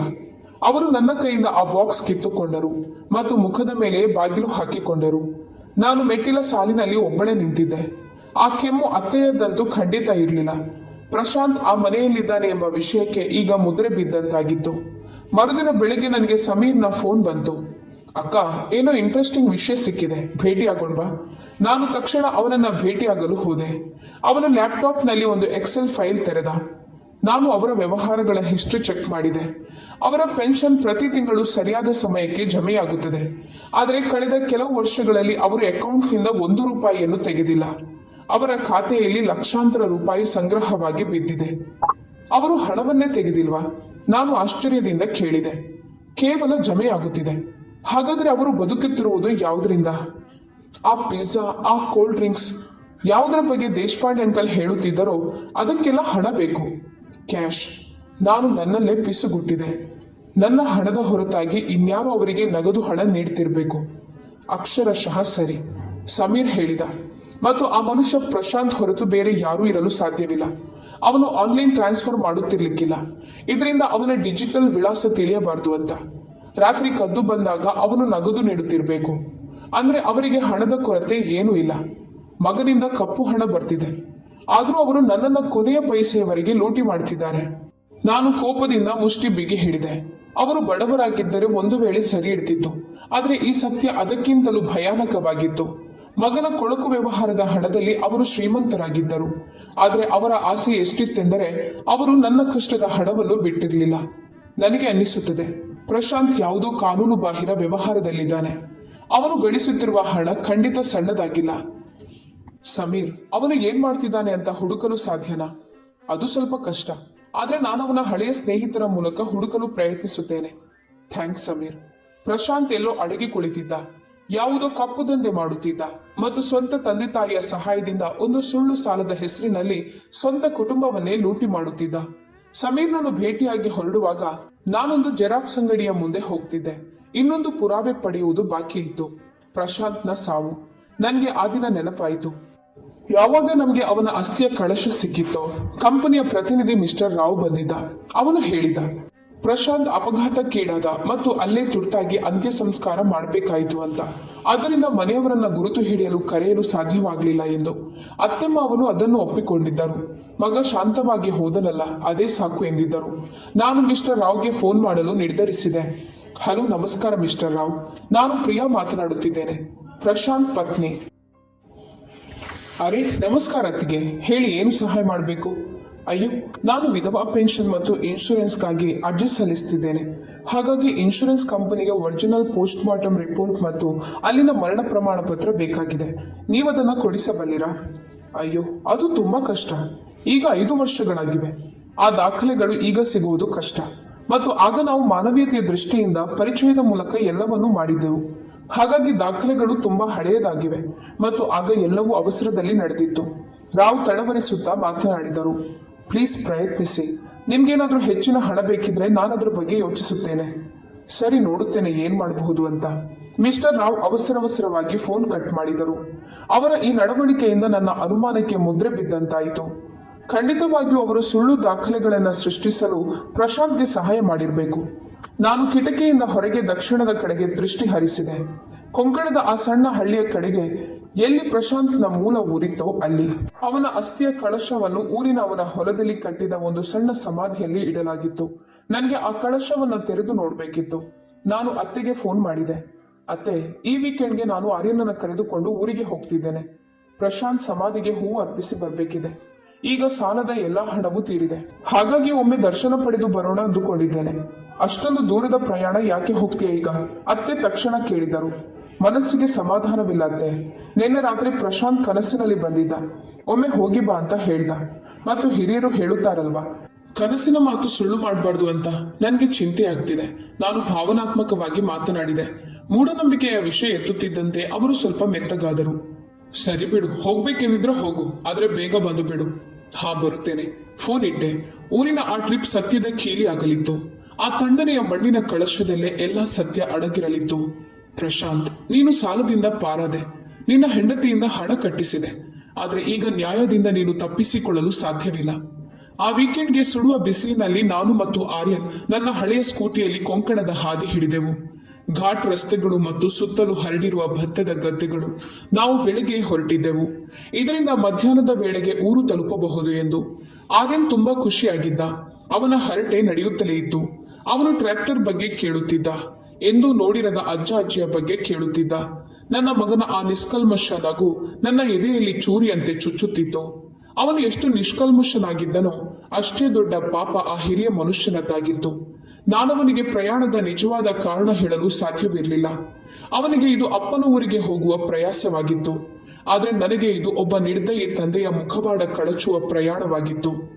ಊರು ತಲುಪಿದಾಗ ಕೆಲವು ಸಂಬಂಧಿಕರು ನಮ್ಮನ್ನು ಸ್ವಾಗತಿಸಿದರು. ಪ್ರಶಾಂತ ಒಬ್ಬ ಚಿಕ್ಕಪ್ಪ ಯಾರು ಅಲ್ಲಿನ ಹೊಲ ಮತ್ತು ಮನೆಯನ್ನ ನೋಡಿಕೊಳ್ಳುತ್ತಿದ್ದರೋ ಅವರು ಚೀಲಗಳನ್ನ ತೆಗೆದುಕೊಳ್ಳಲು ಮುಂದೆ ಬಂದರು. ಅರೆ ಪ್ರಿಯಾ, ಎಷ್ಟು ದಿನಗಳ ನಂತರ ಬಂದೆ. ಆರ್ಯನ್ ಪೂರ್ತಿ ದೊಡ್ಡವನಾಗಿದ್ದಾನೆ. ಅಚ್ಚು ತಪ್ಪದೆ ಅಪ್ಪನಂತೆ ಇದ್ದಾನೆ ನೋಡು. ಅವರ ಆ ವಾಕ್ಯ ನನಗೆ ತುಂಬಾ ಚುಚ್ಚಿತು. ಅಚ್ಚು ತಪ್ಪದೆ ಅಪ್ಪನಂತೆ. ಆ ಅಡಗಿ ಕುಳಿತಿರುವ 5 ವರ್ಷಗಳಲ್ಲಿ ಸ್ವಂತ ಮಗನಿಗಾಗಿ ಒಂದು ಸಣ್ಣ ಚಾಕ್ಲೇಟ್ ತುಣುಕನ್ನು ಕಳುಹಿಸದ ಅಪ್ಪನಂತೆ. ನಾನು ಮುಖದ ಮೇಲೆ ಸುಳ್ಳು ನಗು ತಂದೆ. ಹೌದು ಚಿಕ್ಕಪ್ಪ, ನಾನು ದೇವರ ಮನೆಯಲ್ಲಿ ನಮಸ್ಕರಿಸಿದೆ. ಚಿಕ್ಕಪ್ಪ, ನಿಮ್ಗೆ ತೊಂದರೆ ಇಲ್ಲದಿದ್ರೆ ನಾನು ಆರ್ಯನನ್ನು ಕರೆದುಕೊಂಡು ಹೊಲದಲ್ಲಿರುವ ಸಮಾಧಿ ಬಳಿ ಹೋಗಿ ಬರುತ್ತೇನೆ. ನಾನು ನನ್ನ ಕರ್ತವ್ಯ ಪೂರೈಸಿದ್ದೇನೆ ಅಂತ ಪ್ರಶಾಂತ್ಗೆ ಹೇಳ್ಬೇಕಿದೆ. ನಾನಿದನ್ನು ಉದ್ದೇಶಪೂರ್ವಕವಾಗಿ ಜೋರಾಗಿ ಹೇಳಿದೆ, ಇದರಿಂದ ಎಲ್ಲರಿಗೂ ಕೇಳಿಸಲಿ ಎಂದು. ಆಗ ಚಿಕ್ಕಮಾವ ಹೇಳಿದ್ರು, ಹೋಗು ಮಗಳೇ, ಒಳ್ಳೆಯದನ್ನು ಮಾಡಿದೆ. ಪ್ರಶಾಂತ್ ಆತ್ಮಕ್ಕೆ ಶಾಂತಿ ಸಿಗುತ್ತದೆ. ಆದ್ರೆ ಊಟ ಮಾಡಿ ಹೋಗು, ಈಗ ತುಂಬಾ ಬಿಸಿಲಿದೆ. ಬೇಡ ಮಾವ, ನಾವೀಗ್ಲೇ ಹೋಗುತ್ತೇವೆ. ನಮ್ಗೆ ಸಂಜೆ ಮತ್ತೆ ಪುಣೆಗೆ ಹೊರಡ್ಬೇಕಿದೆ. ನಾಳೆ ಆರ್ಯನ್ ಶಾಲೆ ಇದೆ. ನನ್ಗೆ ನನ್ನ ಪ್ಲಾನ್ ಮಧ್ಯಾಹ್ನವೇ ಜಾರಿಗೆ ತರಬೇಕಿತ್ತು. ಯಾವಾಗ ಎಲ್ರೂ ಮಧ್ಯಾಹ್ನದ ನಿದ್ರೆಯಲ್ಲೋ ಅಥವಾ ಊಟದಲ್ಲಿ ಮಗ್ನರಾಗಿರುತ್ತಾರೋ ನಾನು ಆರ್ಯನ್ ಕೈ ಹಿಡಿದೆ ಮತ್ತು ನಾವು ಮನೆಯ ಹಿಂಭಾಗದಲ್ಲಿರುವ ಹೊಲಕ್ಕೆ ಹೋದೆವು. ಅಲ್ಲಿ ಮಾವು ಮತ್ತು ಹಲಸಿನ ಮರಗಳ ನೆರಳಿನಲ್ಲಿ ಪ್ರಶಾಂತ್ನ ಸಣ್ಣ ಸಮಾಧಿ ಕಟ್ಟಲಾಗಿತ್ತು. ಬಿಸಿಲು ಹೆಚ್ಚಾಗಿತ್ತು, ಆದ್ರೆ ನನಗೆ ಯಾವುದರ ಅರಿವು ಇರಲಿಲ್ಲ. ನನ್ನ ಪರ್ಸ್ನಲ್ಲಿ ಹೂವುಗಳ ಜೊತೆಗೆ ಒಂದು ಸಣ್ಣ ಸುತ್ತಿಗೆ, ಸ್ಕ್ರೂ ಡ್ರೈವರ್ ಮತ್ತು ಬ್ಯಾಟರಿ ಚಾರ್ಜ್ ಮಾಡಿದ ಒಂದು ಮೈಕ್ರೋ ಕ್ಯಾಮೆರಾ ಇತ್ತು. ತೋಟದಲ್ಲಿ ಶಾಂತವಾಗಿತ್ತು. ಸಮಾಧಿಯ ಮೇಲೆ ಗ್ರಾನೈಟ್ ಫಲಕ ಮತ್ತು ಪ್ರಶಾಂತ್ನ ನಗುಮುಖದ ಫೋಟೋ ಇತ್ತು. ನಾನು ಹೂ ಅರ್ಪಿಸಿದೆ. ಆರ್ಯನ್ ಕೂಡ ಕೈ ಮುಗಿದ. ಅಪ್ಪ, ನಾನು ಆರ್ಯನ್. ನಾನು ನಿಮ್ಮನ್ನ ಭೇಟಿಯಾಗಲು ಬಂದಿದ್ದೇನೆ. ನನಗೆ ಪರೀಕ್ಷೆಯಲ್ಲಿ ಒಳ್ಳೆಯ ಮಾರ್ಕ್ಸ್ ಸಿಗುವಂತೆ ಮಾಡಿ. ಅವನ ಆ ಮುಗ್ಧ ಧ್ವನಿಯಿಂದ ಅಲ್ಲಿನ ಮೌನ ಭಂಗವಾಯಿತು. ಅವನ ಕಣ್ಣುಗಳು ಮುಚ್ಚಿರುವುದನ್ನ ನೋಡಿ ನನ್ನ ಕಣ್ಣುಗಳು ತೇವವಾದವು. ಆರ್ಯನ್ ಕಂದ, ನೀನು ಸ್ವಲ್ಪ ಆ ಮರದ ಕೆಳಗೆ ಹೋಗಿ ಆಟವಾಡು. ನನ್ಗೆ ಅಪ್ಪನ ಜೊತೆ ಸ್ವಲ್ಪ ಒಬ್ಳೇ ಮಾತನಾಡ್ಬೇಕಿದೆ. ಸರಿ ಅಮ್ಮ. ಆರ್ಯನ್ ತಕ್ಷಣ ಮಣ್ಣಿನ ಜೊತೆ ಆಟವಾಡಲು ಒಂದು ಮರದ ಕೆಳಗೆ ಓಡಿದ. ನಾನು ಸಮಾಧಿ ಮುಂದೆ ಒಬ್ಬಳೇ ಇದ್ದೆ. ಸುತ್ತಮುತ್ತ ಯಾರೂ ಇರಲಿಲ್ಲ. ಮಧ್ಯಾಹ್ನದ ಬಿಸಿಲಿನಿಂದ ಊರು ಪೂರ್ತಿ ಸ್ತಬ್ಧವಾಗಿತ್ತು. ನಾನೊಂದು ದೀರ್ಘ ಉಸಿರು ತೆಗೆದುಕೊಂಡೆ. ನಡುಗುವ ಕೈಗಳಿಂದ ನಾನು ಜಾಕೆಟ್ ಒಳಗೆ ಅಡಗಿಸಿದ್ದ ಕ್ಯಾಮೆರಾ ಆನ್ ಮಾಡಿದೆ. ನನಗೆ ಪುರಾವೆಗಾಗಿ ಇದನ್ನ ರೆಕಾರ್ಡ್ ಮಾಡೋದು ಅಗತ್ಯವಾಗಿತ್ತು. ಆ ಸಮಾಧಿಯ ರಚನೆಯಲ್ಲಿ ಒಂದು ಸಣ್ಣ ಕಪ್ಪ ಇತ್ತು. ಅಲ್ಲಿ ಅಸ್ಥಿಯ ಕಳಶ ಇಡಲಾಗಿತ್ತು ಮತ್ತು ಹೊರಗಿನಿಂದ ಗಾಜಿನ ಬಾಗಿಲಿತ್ತು. ಚಿಕ್ಕಪ್ಪನ ಹತ್ತಿರ ಅದರ ಕೀಲಿ ಇತ್ತು. ಆದ್ರೆ ಅದೃಷ್ಟವಶಾತ್ ಅಂತ್ಯಕ್ರಿಯೆಯ ದಿನ ಅವರು ಒಂದು ಕೀಲಿಯನ್ನ ನನಗೂ ಕೊಟ್ಟಿದ್ದರು. ಏನಾದ್ರೂ ಸ್ವಚ್ಛಗೊಳಿಸಲು ಬೇಕಾಗಬಹುದು ಅಂತ. ಅವರು ಕನಸಿನಲ್ಲೂ ಯೋಚಿಸಿರ್ಲಿಕ್ಕಿಲ್ಲ ಇದೇ ಕೀಲಿ ಒಂದು ದಿನ ಇಂತಹ ಭಯಾನಕ ಸತ್ಯ ಬಯಲು ಮಾಡುತ್ತದೆ ಎಂದು. ನಾನು ಕೀಲಿ ಹಾಕಿದೆ. ಕ್ಲಿಕ್. ಸದ್ದು ಕಠೋರ ಮತ್ತು ಸ್ಪಷ್ಟವಾಗಿತ್ತು. ಗಾಜಿನ ಬಾಗಿಲು ತೆರೆಯಿತು. ಒಳಗೆ ಆ ಕೆಂಪು ಮಣ್ಣಿನ ಕಳಶವಿತ್ತು. ಅದರ ಮೇಲೆ ಪ್ರಶಾಂತ್ ದೇಶ್ಮುಖ್ ಮತ್ತು ದಿನಾಂಕಗಳನ್ನ ಕೆತ್ತಲಾಗಿತ್ತು. ನಾನು ಆ ಕಳಶವನ್ನ ಕೈಯಿಂದ ಎತ್ತಿದೆ. ಅದು ತಣ್ಣಗಿತ್ತು. ಸಾವಿನ ತಂಪಾಗಿರ್ಲಿಲ್ಲ, ಬದಲಾಗಿ ಅದು ವಂಚನೆಯ ತಂಪಾಗಿತ್ತು. ನಾನದನ್ನ ಕೆಳಗೆ ನೆಲದ ಮೇಲೆ ಇಟ್ಟೆ. ಪರ್ಸ್ನಿಂದ ಸ್ಕ್ರೂ ಡ್ರೈವರ್ ಹೊರತೆಗೆದೆ. ಕಳಶದ ಮುಚ್ಚಳವನ್ನ ಸಿಲಿಕಾನ್ನಿಂದ ಸೀಲ್ ಮಾಡಲಾಗಿತ್ತು. ಅದನ್ನು ಒಡೆಯುವಾಗ ಸದ್ದು ಬರದಂತೆ ನಾನು ತುಂಬಾ ಜಾಗರೂಕತೆಯಿಂದ ಇರಬೇಕಿತ್ತು. ಹಣೆಯಿಂದ ಬೆವರಿನ ಹನಿಗಳು ಹರಿಯುತ್ತಿದ್ದವು. ಹೃದಯದ ಬಡಿತ ಡೋಲಿನಂತೆ ಸದ್ದು ಮಾಡುತ್ತಿತ್ತು. ಈ ಕ್ಷಣದಲ್ಲಿ ಯಾರಾದ್ರೂ ನನ್ನನ್ನು ನೋಡಿದ್ದರೆ ಸ್ಮಶಾನ ಕೊಳ್ಳೆ ಹೊಡೆಯುವ ಮಹಿಳೆ ಅಂತ ಅಂದುಕೊಳ್ಳುತ್ತಿದ್ದರು. ಖಟಕ್. ಸಿಲಿಕಾನ್ನ ಒಂದು ತುಣುಕು ಹೊರಬಂತು. ನಾನು ಉಸಿರು ಬಿಗಿ ಹಿಡಿದು ಮತ್ತೆ ಪ್ರಯತ್ನಿಸಿದೆ. ಸ್ವಲ್ಪ ಹರಸಾಹಸದ ನಂತರ ಮುಚ್ಚಳ ಸಡಿಲವಾಯಿತು. ಆದ್ರೆ ಕೊನೆಯ ಹೊಡೆತದೊಂದಿಗೆ ಮುಚ್ಚಳ ತೆರೆಯಿತು. ನಾನು ಒಳಗೆ ಬಾಗಿ ನೋಡಿದೆ. ಖಾಲಿ. ಅಂದ್ರೆ ಪೂರ್ತಿ ಖಾಲಿ ಅಲ್ಲ. ತಳದಲ್ಲಿ ಸ್ವಲ್ಪ ಧೂಪದ ಪುಡಿ ಇತ್ತು ಮತ್ತು ಸಣ್ಣ ಮಗುವಿನ ಮುಷ್ಟಿಯಷ್ಟು ಗಾತ್ರದ 2-3 ಕಲ್ಲುಗಳಿದ್ದವು. ಕಟ್ಟಡ ಕಟ್ಟುವಾಗ ಬಳಸುವಂತ ಜಲ್ಲಿ ಕಲ್ಲುಗಳು. ಅಸ್ಥಿ ಇಲ್ಲ, ಬೂದಿಯ ಅಂಶವಿಲ್ಲ, ಮಾನವ ಶರೀರದ ಯಾವುದೇ ಅವಶೇಷವಿಲ್ಲ. ನನ್ನ ಕಾಲುಗಳು ನಡುಗತೊಡಗಿದವು. ನಾನು ಅಲ್ಲೇ ನೆಲದ ಮೇಲೆ ಕುಸಿದು ಬಿದ್ದೆ ಮತ್ತು ಆ ನಿರ್ಜೀವ ಕಲ್ಲುಗಳ ಕಡೆಗೆ ಶೂನ್ಯ ದೃಷ್ಟಿಯಿಂದ ನೋಡುತ್ತಾ ಕುಳಿತೆ. ನನಗೆ ಅನುಮಾನ ಇದ್ರೂ ಸಹ ಆ ಸತ್ಯವನ್ನು ಕಣ್ಣಾರೆ ನೋಡುವುದು ಒಂದು ದೊಡ್ಡ ಆಘಾತವಾಗಿತ್ತು. 5 ವರ್ಷ, ಬರೋಬ್ಬರಿ 5 ವರ್ಷ ನನ್ನ ಸಂಸಾರ, ಕುಟುಂಬ ಕೆಲವು ಕಲ್ಲುಗಳನ್ನ ಪೂಜಿಸ್ತಿತ್ತು. 5 ವರ್ಷ ನಾನು ಮತ್ತು ನನ್ನ ಮಗ ಯಾವ ಕಳಶದ ಮುಂದೆ ಕೈ ಮುಗಿದಿದ್ದೇವೋ ಅದರಲ್ಲಿ ಕೇವಲ ಕಲ್ಲು ಮಣ್ಣುಗಳಿದ್ದವು. ಇದು ಕ್ರೌರ್ಯದ ಪರಮಾವಧಿಯಾಗಿತ್ತು. ಒಂದು ಭಯಾನಕ ಅಪಹಾಸ್ಯವಾಗಿತ್ತು.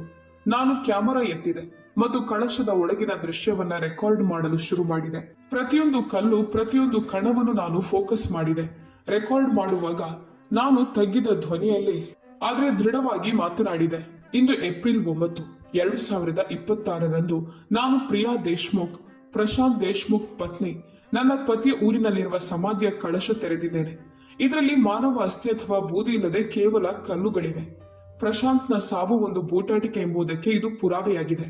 ರೆಕಾರ್ಡಿಂಗ್ ಮುಗಿದ ನಂತರ ನಾನು ಆ ಕಲ್ಲುಗಳನ್ನ ಮತ್ತೆ ಕಳಶಕ್ಕೆ ತುಂಬಿದೆ, ಮುಚ್ಚಳ ಹಾಕಿದೆ ಮತ್ತು ಜೊತೆಯಲ್ಲಿ ತಂದಿದ್ದ ಫೆವಿಕ್ವಿಕ್ನಿಂದ ಅದನ್ನ ಮತ್ತೆ ಸೀಲ್ ಮಾಡಿದೆ. ನಾನು ಎಲ್ಲವನ್ನು ಎಷ್ಟು ಚಾಕಚಕ್ಯತೆಯಿಂದ ಮಾಡಿದ್ದೇನೆಂದರೆ ಕಳಶ ತೆರೆದ ಸಣ್ಣ ಗುರುತು ಉಳಿಯಲಿಲ್ಲ. ಕಳಶವನ್ನು ಮತ್ತೆ ಜಾಗಕ್ಕೆ ಇಟ್ಟು ಗಾಜಿನ ಬಾಗಿಲು ಹಾಕಿ ಬೀಗ ಹಾಕಿದೆ. ಎಲ್ಲವೂ ಮೊದಲಿನಂತೆ ಸಾಮಾನ್ಯವಾಗಿ ಕಾಣುತ್ತಿತ್ತು. ಆದ್ರೆ ನನ್ನ ಮನಸ್ಸಿನಲ್ಲಿ ಮಾತ್ರ ಒಂದು ಬಿರುಗಾಳಿ ಎದ್ದಿತ್ತು. ಅಮ್ಮ, ಇದು ನೋಡು, ನನಗೆ ಎಷ್ಟು ದೊಡ್ಡ ಮಿಡತೆ ಸಿಕ್ಕಿದೆ. ಆರ್ಯನ್ ದೂರದಿಂದ ಕೂಗಿದ. ನಾನು ಅವಸರವಾಗಿ ಕಣ್ಣೀರು ಒರೆಸಿಕೊಂಡೆ, ಬಟ್ಟೆ ಸರಿಪಡಿಸಿಕೊಂಡೆ ಮತ್ತು ಮುಖದ ಮೇಲೆ ನಗು ತಂದು ಅವನನ್ನು ಎದುರಿಸಿದೆ. ಅರೆ ವಾ, ತುಂಬಾ ಚೆನ್ನಾಗಿದೆ. ಹೊರಡು ಈಗ, ಬಿಸಿಲು ತುಂಬಾ ಹೆಚ್ಚಾಗಿದೆ. ನಾವು ಹೊರಡೋಣ. ನಾನು ಅವನ ಕೈ ಹಿಡಿದೆ ಮತ್ತು ನಾವು ತೋಟದಿಂದ ಹೊರ ಬಂದೆವು. ನನ್ನ ಹಿಂದೆ ಆ ಸುಳ್ಳು ಸಮಾಧಿ ನಿಂತಿತ್ತು, ನನ್ನ ಪತಿಯ ಮತ್ತು ಅವನ ಕುಟುಂಬದ ವಂಚನೆಯ ಸ್ಮಾರಕವಾಗಿ. ಆದ್ರೆ ಅದು ಹೆಚ್ಚು ಕಾಲ ಉಳಿಯುವುದಿಲ್ಲ ಅಂತ ನಾನು ಮನಸ್ಸಿನಲ್ಲಿ ದೃಢವಾಗಿ ನಿರ್ಧರಿಸಿದ್ದೆ. ನಾವು ಚಿಕ್ಕಮ್ಮನ ಮನೆಯಲ್ಲಿ ಸ್ವಲ್ಪ ಊಟ ಮಾಡಿದೆವು ಮತ್ತು ಆರ್ಯನ ಹೊಟ್ಟೆ ನೋವು ಎಂಬ ನೆಪ ಹೇಳಿ ಪುಣೆಯ ಕಡೆಗೆ ಹೊರಟೆವು. ದಾರಿಯಲ್ಲಿ ನಾನು ಒಂದು ಹೈವೇ ಹೋಟೆಲ್ನಲ್ಲಿ ನಿಂತಿದ್ದೆ.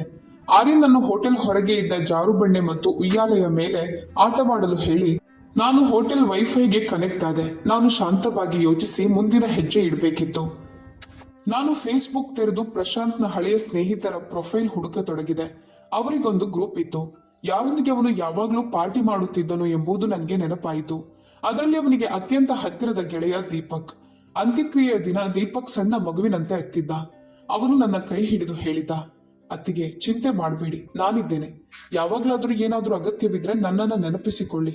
ನಾನು ತಕ್ಷಣ ಹಾಜರಿರುತ್ತೇನೆ. ಆದ್ರೆ ಅದಾದ ಮೇಲೆ ಅವನು ಮಾಯವಾಗಿದ್ದ. ನಾನು ಅವನ ಹೆಸರನ್ನ ಸರ್ಚ್ ಮಾಡಿದೆ. ಅವನ ಪ್ರೊಫೈಲ್ ಸಿಕ್ತು. ಡಿಪಿಯಲ್ಲಿ ಒಂದು ದೊಡ್ಡ ಬುಲೆಟ್ ಫೋಟೋ ಇತ್ತು. ನಾನು ಅವನ ಟೈಮ್ ಲೈನ್ಗೆ ಹೋದೆ. ಅವನು ಸದಾ ಪಬ್ಗಳು ಮತ್ತು ಹೋಟೆಲ್ಗಳ ಫೋಟೋ ಹಾಕ್ತಿದ್ದ. ನಾನು ಅವನ ಇತ್ತೀಚಿನ ಫೋಟೋಗಳನ್ನ ನೋಡ್ತಿದ್ದೆ. ಒಂದು ಫೋಟೋ ನನ್ನ ಗಮನ ಸೆಳೆಯಿತು. ದೀಪಕ್ ಕೈಯಲ್ಲಿ ಡ್ರಿಂಕ್ಸ್ ಮಗ್ ಹಿಡಿದು ಚಿಯರ್ಸ್ ಮಾಡ್ತಿದ್ದ. ಅವನ ಎಡಗೈನಲ್ಲಿ ಒಂದು ವಾಚ್ ಇತ್ತು. ನೀಲಿ ಬಣ್ಣದ ಡಯಲ್ ಮತ್ತು ಮೆಟಲ್ ಸ್ಟ್ರಾಪ್ ಇರುವ ಫಾಸಿಲ್ ವಾಚ್. ನಾನು ಫೋಟೋ ಝೂಮ್ ಮಾಡಿದೆ. ನನ್ನ ಹೃದಯದ ಬಡಿತವೇ ತಪ್ಪಿದಂತಾಯಿತು. ಆ ವಾಚ್, ಅದನ್ನು ನಾನು ಪ್ರಶಾಂತ್ಗೆ ನಮ್ಮ ಮದುವೆಯ ಮೊದಲ ವರ್ಷದ ವಾರ್ಷಿಕೋತ್ಸವಕ್ಕೆ ಗಿಫ್ಟ್ ನೀಡಿದ್ದೆ. ನನಗೆ ಅದು ಖಚಿತವಾಗಿ ನೆನಪಿತ್ತು, ಯಾಕಂದ್ರೆ ಅದರ ಹಿಂಭಾಗದಲ್ಲಿ ನಾನು P&P ಅಂದ್ರೆ ಪ್ರಶಾಂತ್ ಮತ್ತು ಪ್ರಿಯಾ ಅಂತ ಕೆತ್ತಿಸಿದ್ದೆ. ಮತ್ತು ಅದಕ್ಕಿಂತ ಮುಖ್ಯವಾಗಿ ಪ್ರಶಾಂತ್ ಹಿಂದೆ ಬೈಕ್ನಿಂದ ಬಿದ್ದಿದ್ರಿಂದ ಆ ಸ್ಟ್ರಾಪ್ನ ಬಕಲ್ ಹತ್ತಿರ ಒಂದು ಆಳವಾದ ಗೀರು ಬಿದ್ದಿತ್ತು. ಫೋಟೋ ಸ್ವಲ್ಪ ಅಸ್ಪಷ್ಟವಾಗಿದ್ದರೂ ಆ ಗೀರು ಸ್ಪಷ್ಟವಾಗಿ ಕಾಣ್ತಿತ್ತು. ದೀಪಕ್ ಕೈಯಲ್ಲಿ ಪ್ರಶಾಂತ್ನ ವಾಚ್ ಏನ್ ಮಾಡ್ತಿದೆ? ಮಿಸ್ಟರ್ ರಾವ್ ಅವರು ಅಪಘಾತದಲ್ಲಿ ಪ್ರಶಾಂತ್ನ ಎಲ್ಲಾ ವಸ್ತುಗಳು ಸುಟ್ಟು ಬೂದಿಯಾಗಿವೆ ಅಂತ ಹೇಳಿದ್ದರಲ್ವಾ? ಹಾಗಾದ್ರೆ ಈ ವಾಚ್ ಇವನ ಹತ್ತಿರ ಹೇಗೆ ಬಂತು? ಇದರ ಅರ್ಥ ಒಂದೇ ಆಗಿತ್ತು. ಪ್ರಶಾಂತ್ ಸ್ವತಃ ಇದನ್ನ ಅವನಿಗೆ ಕೊಟ್ಟಿರ್ಬೇಕು, ಅಥವಾ ಪ್ರಶಾಂತ್ ಅವನ ಜೊತೆ ಇರಬೇಕು. ನಾನು ಅವನ ಇನ್ನೂ ಕೆಲವು ಫೋಟೋಗಳನ್ನ ನೋಡಿದೆ. ದೀಪಕ್ ಯಾವಾಗ್ಲೂ ತಲೋಜಾ MIDC ಪರಿಸರದ ಫೋಟೋಗಳನ್ನ ಹಾಕ್ತಿದ್ದ. ಎಲ್ಲಾ ಕೊಂಡಿಗಳು ಈಗ ಕೂಡತೊಡಗಿದವು. ನನ್ನ ಅತ್ತೆಮಾವನ ಖಾತೆಗೆ ಹಣ ಜಮೆಯಾಗ್ತಿದ್ದ ಲೊಕೇಶನ್ ಕೂಡ ಅದೇ ಏರಿಯದ್ದಾಗಿತ್ತು. ದೀಪಕ್ ಅವನ ಸಾಥಿಗನಾಗಿದ್ದ. ಅವನೇ ಪ್ರಶಾಂತ್ಗೆ ಕಪ್ಪು ಹಣವನ್ನ ಬಿಳಿ ಮಾಡಲು ಮತ್ತು ಮನೆಯವರೊಂದಿಗೆ ಸಂಪರ್ಕ ಹೊಂದಲು ಸಹ. ಬಹುಶಃ ಪ್ರಶಾಂತ್ ದೀಪಕ್ನ ಮನೆ ಅಥವಾ ಆಫೀಸ್ ಹತ್ತಿರವೇ ಅಡಗಿರಬಹುದು. ನಾನು ಎಲ್ಲಾ ಪುರಾವೆಗಳ ಸ್ಕ್ರೀನ್ ಶಾಟ್ ತೆಗೆದುಕೊಂಡೆ. ನನ್ನ ಕೈಗೆ ಈಗ ಒಂದು ಪ್ರಮುಖ ದಾರ ಸಿಕ್ಕಿತ್ತು. ದೀಪಕ್ ಈತನೇ ಈಗ ಪ್ರಶಾಂತ್ನ ಗುಹೆವರೆಗೆ ತಲುಪಲು ಕೀಲಿಯಾಗಿದ್ದ. ಪುಣೆ ತಲುಪುತ್ತಿದ್ದಂತೆ ನಾನು ದೀಪಕ್ನ ಎಲ್ಲಾ ಮಾಹಿತಿ ಸಮೀರ್ಗೆ ಕಳುಹಿಸಿದೆ. ಸಮೀರ್, ಈ ಮನುಷ್ಯನ ಮಾಹಿತಿ ತೆಗೆ. ಇವನು ದೀಪಕ್, ಪ್ರಶಾಂತ್ನ ಚಡ್ಡಿ ದೋಸ್ತ್. ಪ್ರಶಾಂತ್ನನ್ನು ಇವನೇ ಅಡಗಿಸಿಟ್ಟಿದ್ದಾನೆ ಎಂಬ ಸಂಶಯ ನನಗಿದೆ. ಅವನು ಏನ್ ಮಾಡ್ತಾನೆ, ಎಲ್ಲಿರ್ತಾನೆ, ಎಲ್ಲಿಗೆ ಹೋಗ್ತಾನೆ, ಇದೆಲ್ಲವೂ ನನಗೆ ಬೇಕು. ಸಮೀರ್ ತನ್ನ ಕೌಶಲ್ಯದಿಂದ 2 ದಿನಗಳಲ್ಲಿಯೇ ದೀಪಕ್ನ ಜಾತಕ ಹೊರತೆಗೆದ. ಅವನು ನನ್ನನ್ನು ಕಾಫಿ ಶಾಪ್ಗೆ ಕರೆದ. ಅಕ್ಕ, ಈ ದೀಪಕ್ ಅಂದುಕೊಂಡಷ್ಟು ಒಳ್ಳೆಯವನಲ್ಲ. ಅವನು ತಲೋಜಾ MIDCಲಿ ಒಂದು ಗ್ಯಾರೇಜ್ನ ಮ್ಯಾನೇಜರ್ ಆಗಿ ಕೆಲಸ ಮಾಡ್ತಿದ್ದಾನೆ. ಆದ್ರೆ ಆ ಗ್ಯಾರೇಜ್ ಕೇವಲ ಹೆಸರಿಗಷ್ಟೇ ಇದೆ. ಅಲ್ಲಿ ಒಳಗೆ ಅಕ್ರಮ ಲೇವಾದೇವಿ ಮತ್ತು ಬಡ್ಡಿಯ ದಂಧೆ ನಡೆಯುತ್ತದೆ. ಅದಕ್ಕಾಗಿ ಅವನ ಹತ್ತಿರ ಪಾರ್ಟಿ ಮಾಡಲು ಇಷ್ಟೊಂದು ಹಣವಿರೋದು. ನಾನು ಹೌದೆಂದು ತಲೆ ಆಡಿಸಿದೆ. ನಾನು ಕಾನೂನು ಬಾಹಿರವಾಗಿ ಅವನ ಲೊಕೇಶನ್ ಟ್ರ್ಯಾಕ್ ಮಾಡಿದ್ದೇನೆ. ಯಾರಿಗೂ ಹೇಳ್ಬೇಡ. ಅವನ ಚಲನವಲನ ತುಂಬಾ ಸಂಶಯಾಸ್ಪದವಾಗಿದೆ. ದಿನವಿಡೀ ಅವನು ಗ್ಯಾರೇಜ್ನಲ್ಲಿ ಇರುತ್ತಾನೆ, ರಾತ್ರಿ ಪಾರ್ಟಿ ಮಾಡುತ್ತಾನೆ. ಆದ್ರೆ ಸರಿಯಾಗಿ ರಾತ್ರಿ 11 ಗಂಟೆಗೆ ಅವನು ಯಾವಾಗಲೂ MIDCಯ ಹಿಂಭಾಗದಲ್ಲಿರುವ ಒಂದು ಮುಚ್ಚಿ ಹೋದ ಗೋದಾಮಿನ ಕಡೆಗೆ ಹೋಗುತ್ತಾನೆ. ಅಲ್ಲಿ ಅವನು ಸುಮಾರು 1 ಗಂಟೆ ಇರುತ್ತಾನೆ ಮತ್ತು ನಂತರ ಮನೆಗೆ ಹೋಗುತ್ತಾನೆ. ಮುಚ್ಚಿದ ಗೋದಾಮು. ನನ್ನ ಕಣ್ಣುಗಳು ಹೊಳೆದವು. ನಿನ್ಗೆ ಅನ್ನಿಸ್ತಿದ್ಯಾ ಪ್ರಶಾಂತ್ ಅಲ್ಲೇ ಇರಬಹುದು ಅಂತ ನಾನು ಕೇಳಿದೆ. ಸಾಧ್ಯತೆ ತುಂಬಾ ಹೆಚ್ಚಿದೆ. ಆ ಭಾಗ ನಿರ್ಜನವಾಗಿದೆ, ಅಡಗಿಕೊಳ್ಳಲು ಸೂಕ್ತವಾದ ಜಾಗ. ಅಷ್ಟೇ ಅಲ್ಲದೆ ನಾನು ಈ ರಸ್ತೆಯ ಟ್ರಾಫಿಕ್ ಕ್ಯಾಮೆರಾಗಳನ್ನ ಹ್ಯಾಕ್ ಮಾಡಿ ನೋಡಿದ್ದೇನೆ. ದೀಪಕ್ ಅಲ್ಲಿಗೆ ಹೋಗುವಾಗ ಅವನ ಗಾಡಿಯಲ್ಲಿ ಊಟದ ಡಬ್ಬಿಗಳು ಮತ್ತು ದಿನಸಿ ಸಾಮಾನುಗಳ ಚೀಲಗಳಿರುತ್ತವೆ. ಖಂಡಿತವಾಗಿ ಅವನು ಯಾರಿಗೋ ಊಟ ಪೂರೈಸುತ್ತಿದ್ದಾನೆ. ಅವನೇ ಪ್ರಶಾಂತ್. ಆ ಗೋದಾಮಿನಲ್ಲೇ ಪ್ರಶಾಂತ್ ಇದ್ದಾನೆ. ನಾನು 2 ಕೈಗಳನ್ನ ಕೋತುಕೊಂಡೆ. ಮನಸ್ಸಿನಲ್ಲಿ ಭಯ ಮತ್ತು ಕುತೂಹಲದ ವಿಚಿತ್ರ ಮಿಶ್ರಣವಿತ್ತು. ನನ್ನ ಶಿಕಾರಿ ಈಗ ಹತ್ತಿರ ಬಂದಿತ್ತು. ಸಮೀರ್, ನನಗೆ ಕೊನೆಯ ಒಂದು ಸಹಾಯ ಬೇಕು. ನನ್ಗೆ ಅಲ್ಲಿಗೆ ಹೋಗ್ಬೇಕು. ಅವನನ್ನ ರೆಡ್ ಹ್ಯಾಂಡ್ ಆಗಿ ಹಿಡಿಬೇಕು. ಅಕ್ಕ, ಇದು ತುಂಬಾ ಅಪಾಯಕಾರಿ, ಸಮೀರ್ ಕಾಳಜಿಯಿಂದ ವಿವರಿಸಿದ. ಈ ಜನ ಸಾಮಾನ್ಯರಲ್ಲ, ಗೂಂಡಾ ಪ್ರವೃತ್ತಿಯವರು. ಅವರಿಗೆ ಭೈಗಿರಿ ಮಾಡುವ ಜನರ ಸಂಪರ್ಕವಿರುತ್ತದೆ. ನೀನೊಬ್ಳೇ ಹೆಣ್ಣು ಮಗಳು. ನಾಳೆ ಏನಾದ್ರೂ ಅನಾಹುತವಾದ್ರೆ ನಾವು ಪೊಲೀಸರನ್ನ ಕರೆಯೋಣವಾ? ನಾನು ಬೇಡವೆಂದು ತಲೆಯಾಡಿಸಿದೆ. ಇನ್ನು ಬೇಡ ಸಮೀರ್. ಪ್ರಶಾಂತ್ ಜೀವಂತವಾಗಿದ್ದಾನೆ ಎಂಬುದಕ್ಕೆ ನಮ್ಮ ಹತ್ರ ಘನವಾದ ಪುರಾವೆ ಇಲ್ಲ. ಪೊಲೀಸರನ್ನು ಕರೆದ್ರೆ ಅವರು ಕೇವಲ ವಿಚಾರಣೆ ಮಾಡ್ತಾರೆ ಮತ್ತು ಅವನು ತಪ್ಪಿಸಿಕೊಳ್ಳುತ್ತಾನೆ. ನನಗೆ ಅವನ ಧ್ವನಿ, ಅವನ ವಿಡಿಯೋ ರೆಕಾರ್ಡ್ ಮಾಡಬೇಕು. ಅದರಲ್ಲಿ ಅವನು ಇದೆಲ್ಲವನ್ನು ಒಪ್ಪಿಕೊಳ್ಬೇಕು. ಅವನ ತಪ್ಪೊಪ್ಪಿಗೆ ಇದ್ರೆ ಮಾತ್ರ ನಾವು ಅವನನ್ನ ಕಾನೂನಾತ್ಮಕವಾಗಿ ಹಿಡಿಯಲು ಸಾಧ್ಯ. ಸಮೀರ್ ಒಂದು ದೀರ್ಘ ಉಸಿರು ಬಿಟ್ಟ. ಸರಿ, ನಾನು ನಿನ್ನ ಜೊತೆ ಬರುತ್ತೇನೆ. ನನ್ನ ಹತ್ತಿರ ಕೆಲವು ಗ್ಯಾಜೆಟ್ಸ್ ಇವೆ. ಅವು ನಮಗೆ ಸಹಾಯ ಮಾಡುತ್ತವೆ ಮತ್ತು ನನಗೆ ಸ್ವಲ್ಪ ಸೆಲ್ಫ್ ಡಿಫೆನ್ಸ್ ಕೂಡ ಗೊತ್ತು. ಆದ್ರೆ ನೀನೊಂದು ಮಾತು ಕೊಡ್ಬೇಕು. ನಾನು ಹೇಳಿದಂತೆ ಕೇಳಬೇಕು. ಆತುರ ಪಡಬಾರ್ದು. ನಾನು ಮಾತು ಕೊಡುತ್ತೇನೆ. ಥ್ಯಾಂಕ್ಸ್ ಸಮೀರ್. ನಾವು ಆ ರಾತ್ರಿಯ ಶಿಕಾರಿಯ ಪ್ಲಾನ್ ಮಾಡಿದೆವು. ದೀಪಕ್ನ ದಿನಚರಿಯಂತೆ ಅವನು ಮರುದಿನ ರಾತ್ರಿ ಗೋದಾಮಿಗೆ ಸಾಮಾನು ತೆಗೆದುಕೊಂಡು ಹೋಗಲಿದ್ದ. ಅದೇ ಸರಿಯಾದ ಸಮಯವಾಗಿತ್ತು.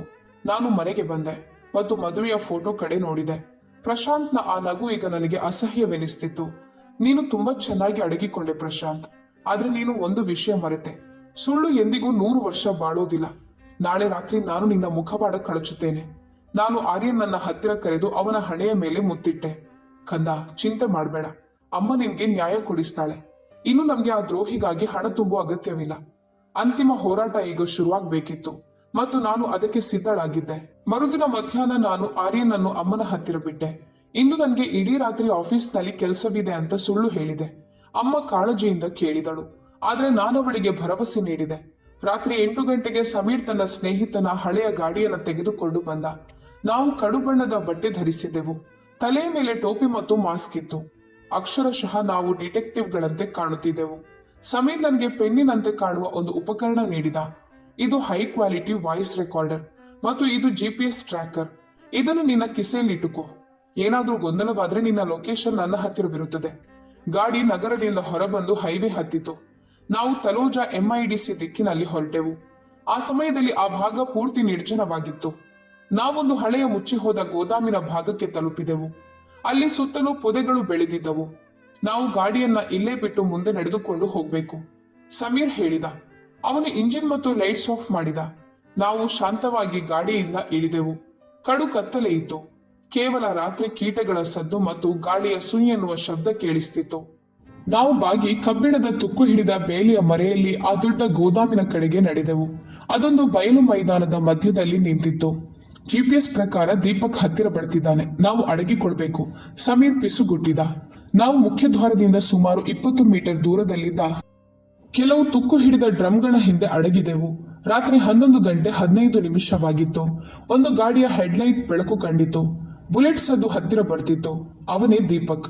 ಬುಲೆಟ್ ಗೋದಾಮಿನ ಮುಂದೆ ನಿಂತಿತ್ತು. ಅವನು ಹೆಲ್ಮೆಟ್ ತೆಗೆದ. ಅವನು ದೀಪಕ್ ಆಗಿದ್ದನು.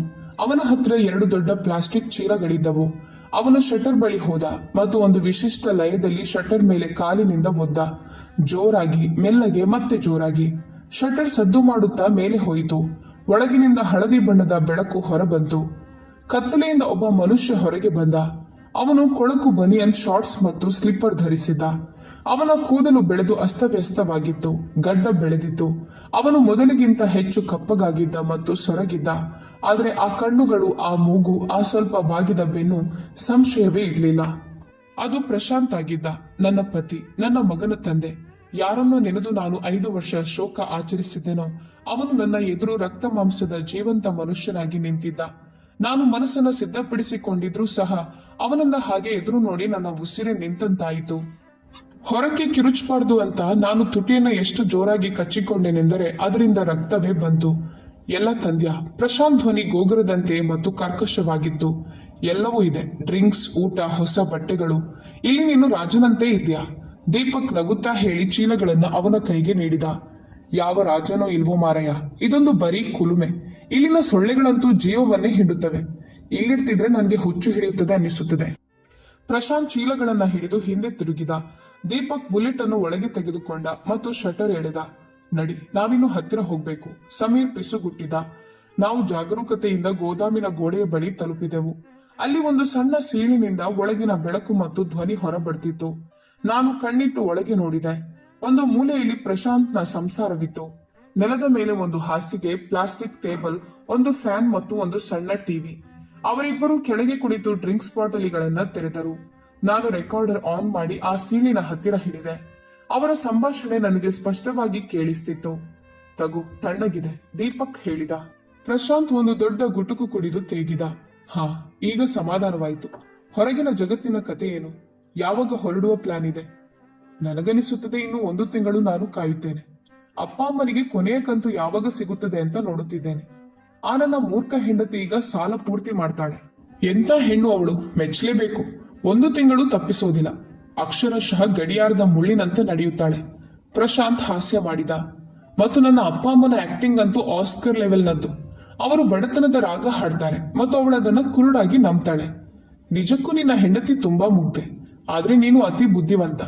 ನಿನ್ಗೆ ಕರ್ಮದ ಭಯವಾಗೋದಿಲ್ವಾ? ದೀಪಕ್ ನಗುತ್ತಾ ಕೇಳಿದ. ಯಾವ ಕರ್ಮವೂ ಇಲ್ವೋ. ನಾನು ವಿದೇಶಕ್ಕೆ ಹೋಗಿದ್ದು ಅವರಿಗಾಗಿ ಹಣ ಸಂಪಾದಿಸಲು ತಾನೆ. ಆದ್ರೆ ನನ್ನ ಹಣೆ ಬರಹವೇ ಸರಿ ಇರ್ಲಿಲ್ಲ. ಅಲ್ಲಿ ಜೂಜಿನ ಚಟ ಹತ್ತಿತು ಮತ್ತು ಅಲ್ಲಿನ ಭೈಗಳ 50 ಲಕ್ಷದ ಸಾಲ ನನ್ನ ಮೇಲಾಯಿತು. ನಾನಲ್ಲಿಂದ ಓಡಿ ಬರದೇ ಇದ್ದಿದ್ರೆ ಅವರು ನನ್ನನ್ನ ಕೊಂದು ಹಾಕ್ತಿದ್ರು. ನನ್ಗೆ ನನ್ನ ಸಾವಿನ ನಾಟಕವಾಡ್ಲೇಬೇಕಾಯಿತು. ಇಲ್ಲದಿದ್ರೆ ಅವರು ನನ್ನ ಕುಟುಂಬದವರೆಗೆ ತಲುಪ್ತಿದ್ರು ಮತ್ತು ನನಗೆ ಆ ಸಾಲ ತೀರಿಸಲು ಸಾಧ್ಯವಾಗ್ತಿರ್ಲಿಲ್ಲ. ಅರೆ, ನಿನ್ನ ಅಪ್ಪ ಅಮ್ಮನದ್ದೇನು ಹೋಗಿಲ್ವಲ್ಲ? ಪ್ರಶಾಂತ್ ಕುತಂತ್ರದಿಂದ ನಕ್ಕ. ನಾನಲ್ಲಿಂದ ಬರುವಾಗ್ಲೇ ಭಿಕ್ಷುಕನಾಗಿ ಬಂದಿದ್ದೆ. ಅಲ್ಲಿಯೂ ಜೂಜಿನಲ್ಲಿ ಹಣ ಸೋತಿದ್ದೆ. ಇಲ್ಲಿ ಬಂದ್ಮೇಲೆ ಒಂದು ವೇಳೆ ನನ್ನ ಹೆಂಡತಿಯಿಂದ ಹಣ ಕೀಳದೆ ಇದ್ದಿದ್ರೆ ನಾನು ಏನು ತಿನ್ನುತ್ತಿದ್ದೆ? ನನ್ನ ಅಪ್ಪ ಅಮ್ಮನ ಪೆನ್ಷನ್ ನನ್ಗೆ ಸಾಕಾಗ್ತಿತ್ತ? ಸಾಲದ ಕಾರಣ ನೀಡಿದ್ದಕ್ಕಾಗಿ ಆ ಪ್ರಿಯ ಎತ್ತಿನಂತೆ ದುಡಿಯುತ್ತಿದ್ದಾಳೆ.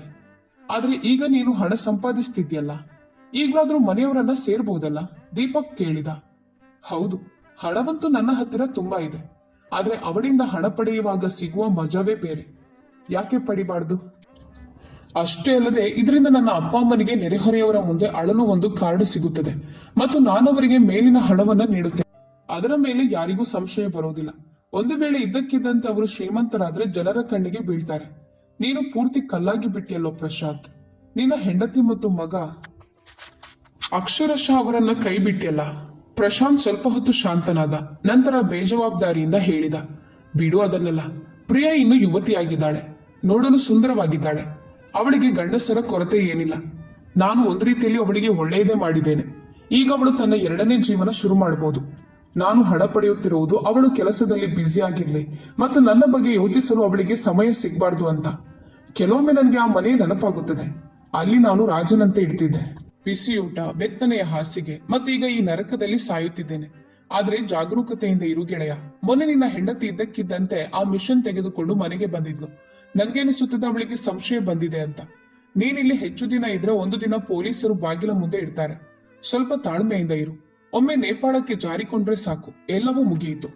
ನೀನು ಜಗತ್ತಿನ ಅತಿ ದೊಡ್ಡ ಕಿಲಾಡಿ ಪ್ರಶಾಂತ್, ದೀಪಕ್ ನಗುತ್ತಾ ಹೇಳಿದ. ಆದ್ರೆ ಅವನ ಧ್ವನಿಯಲ್ಲಿ ಈಗ ಹಾಸ್ಯವಿರ್ಲಿಲ್ಲ. ನಡೀಗ, ಕುಡಿಯುವುದನ್ನ ಮುಂದುವರಿಸು ಮತ್ತು ಸುಮ್ನಿರು.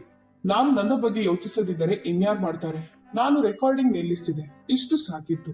ಯಾವ ಮನುಷ್ಯನನ್ನ ನಾನು ಪ್ರಾಣಕ್ಕಿಂತ ಹೆಚ್ಚಾಗಿ ಪ್ರೀತಿಸಿದ್ದೇನೋ ಅವನು ನಿಜವಾಗಿಯೂ ಸತ್ತಿದ್ದ. ಈಗ ಕುಳಿತಿರುವ ಮನುಷ್ಯ ಒಬ್ಬ ರಾಕ್ಷಸನಾಗಿದ್ದ. ನಾನು ಸಮೀರ್ಗೆ ಹೊರಡಲು ಸನ್ನೆ ಮಾಡಿದೆ.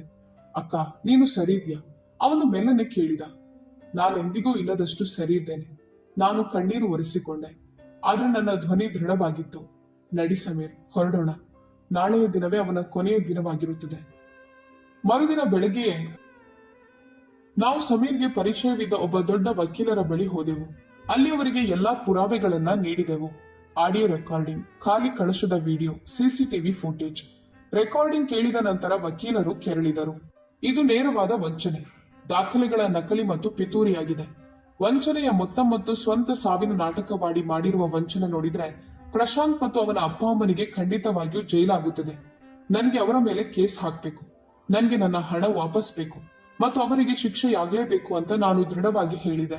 ಖಂಡಿತವಾಗಿಯೂ ನಾನು ಸಹಾಯ ಮಾಡುತ್ತೇನೆ, ಆದ್ರೆ ಮೊದಲು ನಾವು ಪೊಲೀಸರೊಂದಿಗೆ ಮಾತನಾಡಿ ಅವರನ್ನು ಬಂಧಿಸಬೇಕು. ಅವರಿಗೆ ತಿಳಿದ್ರೆ ಪ್ರಶಾಂತ್ ಓಡಿ ಹೋಗ್ಬೋದು. ವಕೀಲರು ಕ್ರೈಮ್ ಬ್ರಾಂಚ್ ಇನ್ಸ್ಪೆಕ್ಟರ್ಗೆ ಫೋನ್ ಮಾಡಿದ್ರು. ಪುರಾವೆಗಳು ಎಷ್ಟು ಬಲವಾಗಿದ್ದವೆಂದರೆ ಅದೇ ರಾತ್ರಿ ಕಾರ್ಯಾಚರಣೆಯ ಪ್ಲಾನ್ ಸಿದ್ಧವಾಯಿತು. 3 ಟೀಮ್ಗಳನ್ನ ಸಿದ್ಧಪಡಿಸಲಾಯಿತು. ಒಂದು ಟೀಮ್ ಗೋದಾಮಿನಲ್ಲಿ ಪ್ರಶಾಂತ್ಗಾಗಿ, ಎರಡನೆಯದು ಅತ್ತೆ ಮಾವನ ಮನೆಗೆ ಮತ್ತು ಮೂರನೆಯದು ದೀಪಕ್ನ ಮೇಲೆ. ನಾನು ಪೊಲೀಸ್ ಸ್ಟೇಷನ್ನಲ್ಲಿ ಕಾಯುತ್ತಿದ್ದೆ. ರಾತ್ರಿ 2 ಗಂಟೆಯಾಗಿತ್ತು. ಇನ್ಸ್ಪೆಕ್ಟರ್ ಫೋನ್ ರಿಂಗ್ ಆಯಿತು. ಟಾರ್ಗೆಟ್ ವಶಕ್ಕೆ ಪಡೆಯಲಾಗಿದೆ. ಗೋದಾಮಿನಿಂದ ಆರೋಪಿಯನ್ನ ಬಂಧಿಸಲಾಗಿದೆ. ಸಂಗಾತಿಯು ಸಿಕ್ಕಿದ್ದಾನೆ ಮತ್ತು ಆ 2 ವೃದ್ಧ ಆರೋಪಿಗಳನ್ನ ಕರೆದುಕೊಂಡು ಗಾಡಿ ಸ್ಟೇಷನ್ ಕಡೆಗೆ ಬರ್ತಿದೆ. ನಾನು ನಿಟ್ಟುಸಿರು ಬಿಟ್ಟೆ. ಇಡೀ ಶರೀರವೇ ಸೋತು ಹೋದಂತೆ ಅನ್ನಿಸ್ತಿತ್ತು. ನ್ಯಾಯ ತಡವಾದರೂ ಕೊನೆಗೂ ಸಿಕ್ಕಿತ್ತು. 5 ವರ್ಷಗಳ ಆ ನಾಟಕಕ್ಕೆ ಕೊನೆಗೂ ಪರದೆ ಬಿದ್ದಿತ್ತು. ಮರುದಿನ ಬೆಳಗ್ಗೆ ನಾನು ಪ್ರಶಾಂತ್ನನ್ನು ವಿಚಾರಣಾ ಕೊಠಡಿಯ ಗಾಜಿನಿಂದ ನೋಡಿದೆ. ಅವನು ಪೂರ್ತಿ ಕುಸಿದು ಹೋಗಿದ್ದ. ಕೈಗೆ ಬೇಡಿಗಳಿದ್ದವು ಮತ್ತು ನೋಟ ಶೂನ್ಯವಾಗಿತ್ತು.